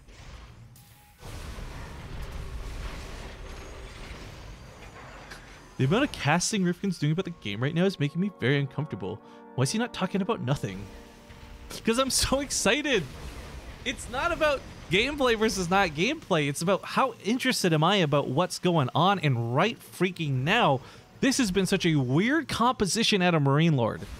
Geralt responding to this weird composition, frankly, very well, but even then, both of these guys are struggling to play this for a kill. It feels like Marine Lord is just, at this point, whether he wanted to or not, he's playing a turtle game, and that's making it very difficult for Geralt to get a kill. But again, I don't know if Marine Lord wants to play like this. We've seen him go with tanks and Hellbats and Thors and battlecruisers across the map to try and get damage done behind enemy lines, but every time he's tried, Geralt has responded in kind. This is an odd Liberator setup. I think he knows there's nothing mining at that base at this point. But to quote MelTSC from Twitch chat, this is a very good game. And to quote Lesta Paris from Twitch chat, big happy fucking smiley face. Because yeah, whether you're a hardcore StarCraft fan, casual, or just new, like this is not how this game goes. And you will likely not see many other games that look like this for a long time. So enjoy it while you can, boys. It's been a weird one, but it's been a good one. Some DTs managed to find their way across the map. And funny enough, detection's a bit of an issue. There's some turrets, as you can see, but not really expecting this. So much of this game has been about big army fights. There hasn't been the opportunity to think about DTs in the slightest. But one thing I'm worried about for Marine Lord is production, whether it's TVT or TVP, production is the Terran player's Achilles heel. Once you start picking off tech labs, once you start killing starports, that's when things get really bad and sweaty for a Terran player's palms. But he's fighting on the other side of the map, so he can't really focus back at home. SCVs have worked to repair these Thors up. I like that a lot. A lot of these were in the red and almost dead for a time. Funny, they don't have any kills, but I guess it's been like high-stake battles, so there hasn't been like 50 Zealots to kill, but there's been like 3 Archons and things like this. DT in the main base still not having been dealt with. Command Center is burning. This is problems from Rainlord. It really is. He's got a huge bank and a huge wealth of resources to fall back on, but if he loses all of his production centers, none of that money matters. And it takes so long to replace those buildings, and it's so expensive to replace buildings. These cost gas. Factory does fall. I want to see Geralt's actually getting some really good damage done, but Rainlord's still pushing. And if Geralt doesn't push back, it doesn't matter how much harass he does to those production. Like, if he doesn't lose the Thors, then it doesn't matter that he can't build new Thors. An incredibly strange situation, to say the least. The DTs come in, they almost kill another Thor, but keep in mind, SCVs are still in the front line. If Rainlord really wants to, he could be not BM, but instead tactically genius and drop mules to repair as well. Continues to scan all over the place looking for those DTs. Command center in the main base, 70 health left. I'll keep it selected because it's probably going to burn down, guys. He recalled units somewhere. He recalled, oh, to try and set up a pincer attack. I want to say this is clever, but I don't know if it's going to work because Thors are just such hardline fighters. Unlike tanks, it doesn't matter if they're being hit from two sides. Storms hit the front line, they'll grab a lot of those Liberators. Recognizing something's happening from behind, Liberators fall back. He does try and set them up, but most of them are sieged up facing forward. But Geralt didn't come in 2 times at once. He came in from the left and then came in from the right, and this gives the Rainlord the ability to fight. Now it looks like the Thors are going to be dealt with. But this was a costly endeavor for Geralt, who doesn't have a lot of money to remake his units left. The weird irony, though, is from Rainlord, who does have a lot of money, doesn't have a lot of production, so he's building 5 factories as we speak in order to remake those units with the money that he has. What a weird game. But Geralt's been knocked down to 37 workers, and he's mining off of kind of 2 bases. His income's not going to look good, and he's not going to be maxing out again anytime soon. But that took so much time for him to break that army. That took giving away 3 bases or so for him to break that army. Super Saiyan SC2, thank you very much for the 42-month resub. Base trade hype! Well, not quite a literal base trade in this game, but on the broadcasting side, hell yeah. As Geralt moves up, Rainlord still has a couple of stacked defense buildings in play. Not as many planetaries as we saw earlier, but still, these bases have planetaries covering them. So little run-bys aren't going to cut it. Big attacks are going to be what it takes to knock down. Liberators picking off some Templar, some Stalkers, perhaps getting a little bit too deep and a little bit too greedy. But he is catching Rainlord at a time where his production is only just coming back out. So this is dangerous for our Terran player. He's got more supply to work with, but it's all on the way and not really already in play, kind of like Geralt's is. A lot of mules just dropped. Oh my god, storm those mules. Do it. Oh, he's going to fall back. He can't. I think Geralt's dead, guys. I think this might be a little too far gone. Rainlord's even aggressively, not like in bad manner, but he's just like aggressively expanding to where Geralt's base was earlier. Because he wants more bases.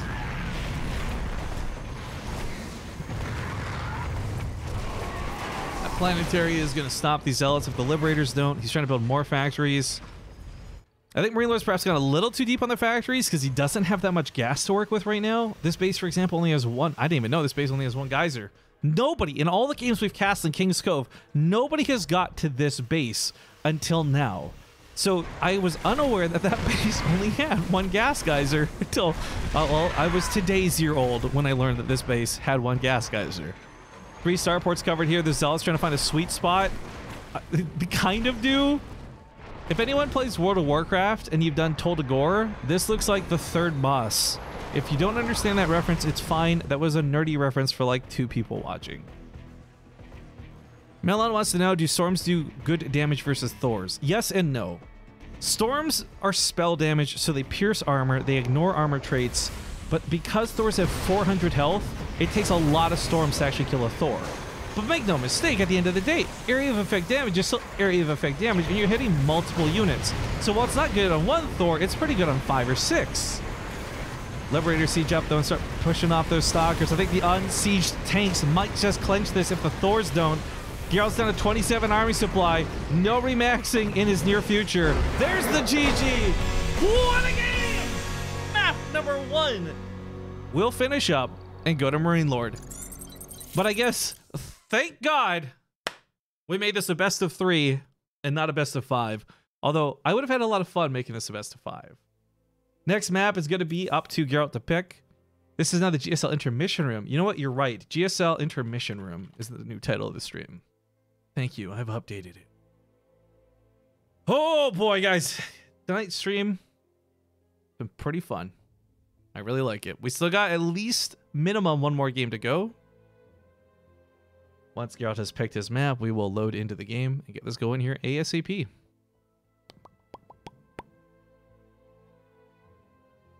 You know, there's one thing I really love about this microphone, by the way.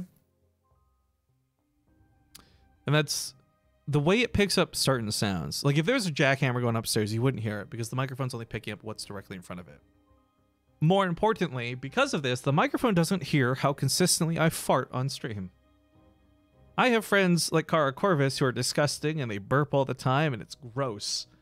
But you'll almost never hear me fart, even though it's pretty much a stink sauna in here.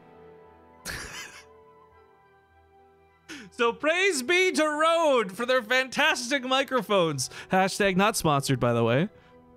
Oh, but a small bit of drama has erupted here with the next map pick.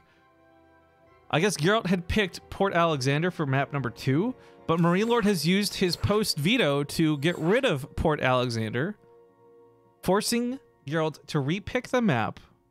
And now we're moving on to Kairos Junction.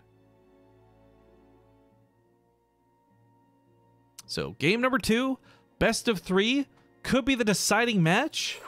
I'm gonna hop right into it.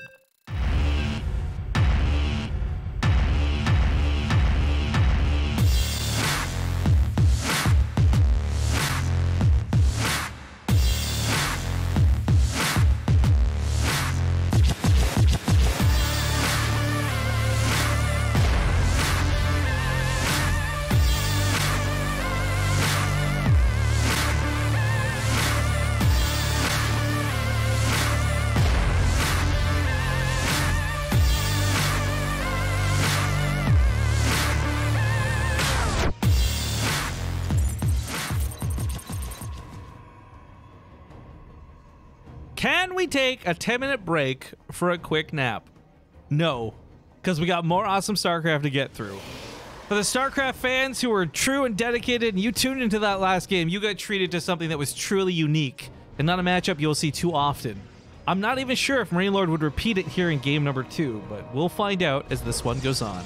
Spawning here in the top left to kick things off for this map, we have the red Protoss on his last life. It's Geralt. Is about the bottom right, the blue Terran player. It's, of course, Marine Lord up 1-0, winning the series. And now, here's the question, folks. Who's going to win this game? I want to see Marine Lord look pretty convincing, but Geralt played such a goddamn good game. Even though he lost, that was not like a hard loss. That was like a 30-minute loss, right? He played well. He reacted well to a strategy I guarantee you he has very little to no practice playing against. I think Geralt, he's got my respect even though he lost that game. Bardino, thank you for the 100 bits. He says, let's get it, baby. Gotta go see you, baby. Oh, he said baby twice in the same sentence. Also, you fucking sucked at co-op. I'm done talking to you, Bardino. I'm just kidding, man. I had a lot of fun even though we lost. Thanks for the 100 bits. Quickly reminding everybody, this is not like the craziest high-stakes match of all time, but there is $75 going to the winner and $25 going to the runner-up, aka the loser. And this is pretty fun for just like a quick little cup. Nothing too big, no big tournament behind it, no big sponsors, just Friday night fights or whatever you want to call it. I'm sure that name's been taken, so I'll have to think of something more creative. But yeah, if you guys missed out over the stream, we had like close to $600 in donations. 6 people donating 100 at a time because they're crazy motherfuckers. And we were able to add some extra money to the prize pool for this, pay the admins a bit of a tip, moderators too. Most importantly, we have essentially funded several more weeks of this. So while I originally didn't have plans to run more than 2 cups, I can now comfortably run 4 and so forth. So I really hope we'll see you guys for the next ones. I will say this really quick though, next Friday is not going to be an open cup. We had already planned this like at the beginning of the month. Next Friday, we're going to have an invitational for really pro North American players. It should be a lot of fun, but it'll be the same time, same channel, all that good stuff, just a different format. But after that, we'll get back to the open invitational or the open cups. Thanks to you guys for helping us make that happen. Now the Reaper chases this off, but this already delayed that command center by quite a considerable amount of time. Ooh, even delaying the starport. Salt in the wound. Marine Lord will finish these buildings, obviously, and it's not the end of the game, but that is super annoying for a Terran player. That's really going to mess up his timings for a bit. I'm curious what his plans are for this, though. I said it's not likely he'll go mech again. I should have said it's not guaranteed he'll go mech again. Or maybe I did. I don't remember what I said. I don't remember a lot of what I say. But the problem is, it's such a hard composition to pull off. It's so unique and rare. Maybe that was map dependent. I honestly don't know. We'd have to ask Marine Lord. But this game he's opening with a Widowmine drop, and this is a lot more, I guess, standard. It's what I'd like to see.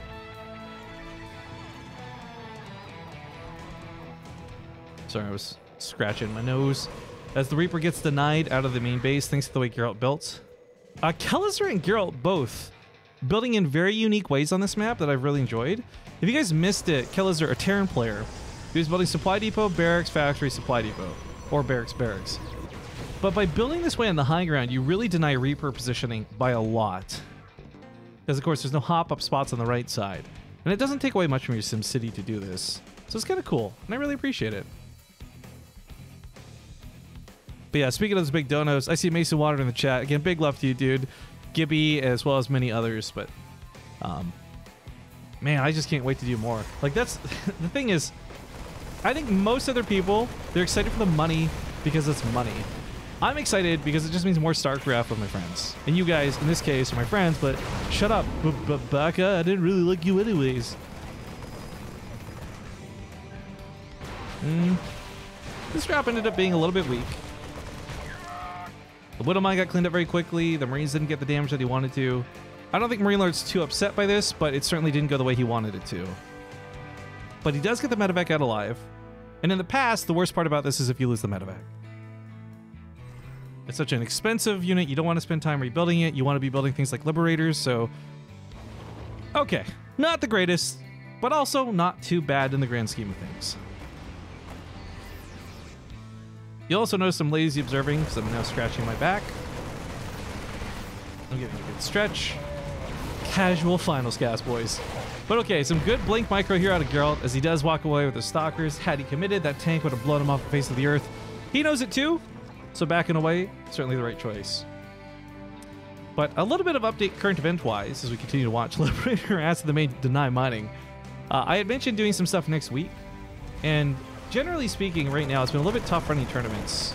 Again, partially because GSL and WCS and everybody are eating up the entire schedule, but also because so many great players are competing in these events. Like, for example, Puck had mentioned he wanted to play tonight, but he didn't want to give away builds he was planning to use in WCS. Right? Makes sense, and I can respect that. And it is making content a little bit difficult, but we're still making it happen. We're still going to try to make it happen. So that's why, unfortunately, we're probably not going to see like Lee versus Scarlet best of 5 anytime soon in our events. We'll still try our best to get good players. Interesting question out of Muon Neutrino says, I wonder if Void Rays would have been all right against that mech composition. I want to say no. Only because of their maneuverability being a serious problem, and Thor's having enough range to shoot them before they're even able to fire. Not to mention, if you use prismatic alignment, Thors, as slow as they are probably still fast enough to just walk away from the Void Rays. I don't want to say it's not worth exploring, but to me, it doesn't seem like it would be worthwhile. But also, again, you're probably not going to fight mech as a Protoss player enough times for you to worry about that. Right? You'll be like, how does Geralt not know? He's a pro-European. Nobody does that. And Marine Lord isn't even doing that, right? Like, he's gone for bio here in game number 2. Stim's finishing up very shortly, so it's a little awkward. The Marines could fight a lot better if they had Stim. It's about 20 seconds out still. Feels bad, man. But he maneuvers around, grabs a lot of probe kills. This is nice. Immortals can't stop Marines. Jet fuel can't melt these steel beams. But the Stalkers will, as they give chase on the bottom side. Blink can catch this medevac too. Oh, there we go. Mistakes were made. We all knew that was going to come. We all knew that was going to happen. But that run by, that was without Stim until the very end, ended up killing 14 probes. Actually, not too terrible. Not great, but not too terrible of an army trade. Now the counterattack comes in, and I think Marine Lord should have enough to fight this. Stim being a big factor, but now combat shells completing and concussive shells shortly as well. As long as these Widow Mines get an even halfway decent shot, I think Marine Lord can hold this. But as many of you Terran players know, relying on Widow Mines to get a halfway decent shot is sometimes asking a little bit much. I really fucking hate Widow Mine some days, boys. Alright, goes over the Stalkers. Problem is, if he realizes he's out of position, Geralt may end up baiting over here to the left side and committing on the right. Problem is, though, as he quote-unquote baits, he ends up losing a lot of Stalkers on the way, and that's quite expensive. So now Geralt, looking to pull the trigger on the right side, has got these Immortals backing this up. Some charge lots here on the front line, too, noting they do have charge. But Geralt's bled out a lot in the time it took him to respond to this, so a decent one of my shot to be sure. Zealots are forced to walk away, wait for some shields and reinforcements. But Marine Lord's out of position. He's got to run back to his ramp if he wants to take a defensive fight, but realizes now he can't do that. It's too dangerous to simply pick up in the medevacs. The Stalkers might blink in and pick him off. So cutting away with his bio is the best he can do in this situation. His reinforcements are coming. He's pulled the boys! He pulled the boys! The CV's on the front line. He wants to win this fight. He wants to win this game, and he wants to win this series. Oh my shit. For those who don't normally watch StarCraft, Karen players don't typically do this. All the workers here buffering. They arrest that Immortal. They surround the Stalkers. Now the bio cutting away from the Zealots, but the SCVs are supposed to intercept this. Marine Lord, having pulled all of his units to the front line, no longer has the mining to produce an amazing army behind this, but he still has production coming up. The thing is, though, I really don't think this was worth it. It was a little cool. It was a little hype, but it cost him 23 workers, and I don't know that he actually got anything from that.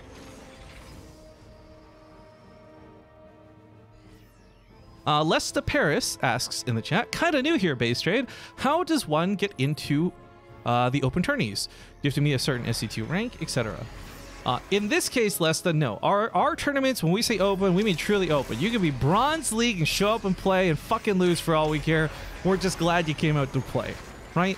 StarCraft can be fun. And you might even be lucky enough to face off against one of your favorite pros if you're in the early rounds, but I don't know. Some tournaments do have league requirements. I just want to say pretty bluntly, ours don't. I love getting these guys the opportunity to play. Like earlier today, we had one of Rotterdam's fans get a chance to fight against Rotterdam in the second round of the tournament. Stuff like that is really cool to me when we can make that happen. So a bit of a longer answer than perhaps you needed, but there's the answer. Now, Marine Lord is probably on his last legs here. His army supply is looking pretty good. If at any point Geralt gets a Colossus or there's disruptors out, this might just be game over, but he catches an Immortal exposed from the rest of the army. Liberator set up on the ramp with a Widow Mine to make sure Zealots can't walk up here, but he's coming from behind. A Liberator, oh, these Zealots. The Widow Mine shot works kind of like an EMP, strips the shields away from the army. Second Widow Mine goes off, but not as good as the first. Bio now cutting for his life, and literally his life, because Marine Lord does or dies with this attack. What's this on the left side? Oh, a small little drop over here. That's kind of cute to see. He kites away. He trades out the army pretty nicely. He's got to start doing some economic damage, though, to make this worthwhile. Concussive shells hitting the Zealots, slowing them down. But, of course, once this charge is off cooldown, they run to their front line, and they take out those Marauders. But kiting for his life has worked out in this case, and he's actually completely tricked Geralt into being out of position. However, without a Liberator sitting here or Marines dropped over here, being out of position and losing the army means nothing. Yet, he's done enough damage to keep the army supply low enough that even though Geralt has more money and better mining and good income, can't compete with the production cycles of this Terran. So Marine Lord, once again, is going for another do or die fight. And I keep saying this, and you're like, Griffin, you're wrong, because if he doesn't do, then he must be dying. But he is barely doing enough to not win the game, but give him a second chance to win the game. He's essentially scratching that lotto ticket and winning a free lotto ticket over and over again with these fights. I'm not sure if he regrets that SCV pull from earlier, but I tell you what, if he had that with him now, if he had 23 SCVs pushing in with this fight, it's game over. But a Disruptor pops out. That area of effect damage is a little bit too much and a little bit too scary. Zealots diving to the front line. Now we got Geralt pulling his probes, and here comes that Widow Mine, and what's it gonna hit? Absolutely freaking nothing. That Disruptor is almost off a cooldown. Once it fires again, it can be dangerous to the Terran, but he focuses it down. Marauders are weak against what's up on the field. If there was more Marines, maybe Marine Lord makes this happen. But I gotta point out and highlight a very important fact, and that's this time he actually killed workers. And now that probes have gone down, the income and the economy not only stabilizes, but might even start favoring Marine Lord at a point. Because as a Terran player, he might be able to lift up his command center, move it over here, and then just transfer the SCVs. He's long distance mining because it's actually more efficient than sending them all in the same mineral patches over here.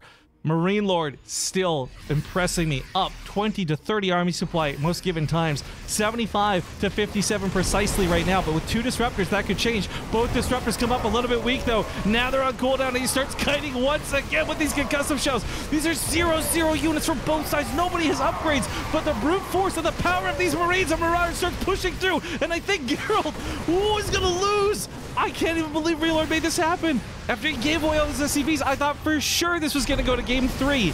But unless he eats a big disruptor shot or something stupid and foolish to throw this game, Marine Lord should have control. The kiting with the Marauders is good. There's not enough stalkers to pick off the medevacs. And I'm starting to lose my breath because I've been talking for non-stop about 5 minutes about how sick this is, but I think we got the finish. Geralt warping in possibly his last round of Zealots right now. Probes pulled away in desperation. Wintermine's walking to that front line. But ladies and gentlemen, any moment now, I think we're going to see the tap out. There you have it. Good game. And well played. Marine Lord with some mech in game 1 and some desperation in game 2 fuels his victory here for tonight's tournament.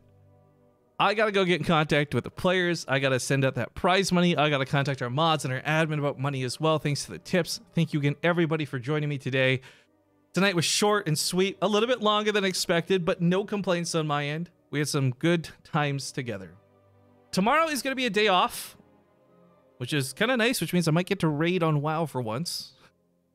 But looking at our schedule for the upcoming days, our events tab should be updated to reflect everything except the open cups.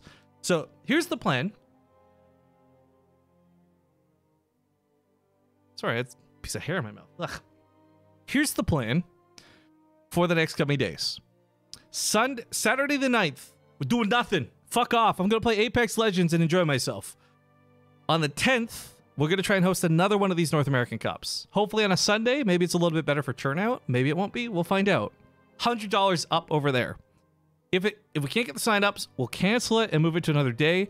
But Monday and Tuesday, we've almost never had issues getting European player signups. And on Monday and Tuesday, we're going to be hosting some tournaments that start a little bit earlier than normal. Normally, we start at 10 a.m. Pacific. But on this coming 11th and this coming 12th, we're going to be hosting tournaments at 9 a.m. Pacific for European players. So I hope you guys will tune in and watch those. Other than that, the next big event we got coming up is on the 15th, 16th, and 17th. We're going to be doing a North American Invitational, $500 on the line, 8 players invited, 2 groups, and a playoffs day. Should be some good times. We got some amazing moments from our European group. I hope our North American group is even half as good, and I'll be very happy.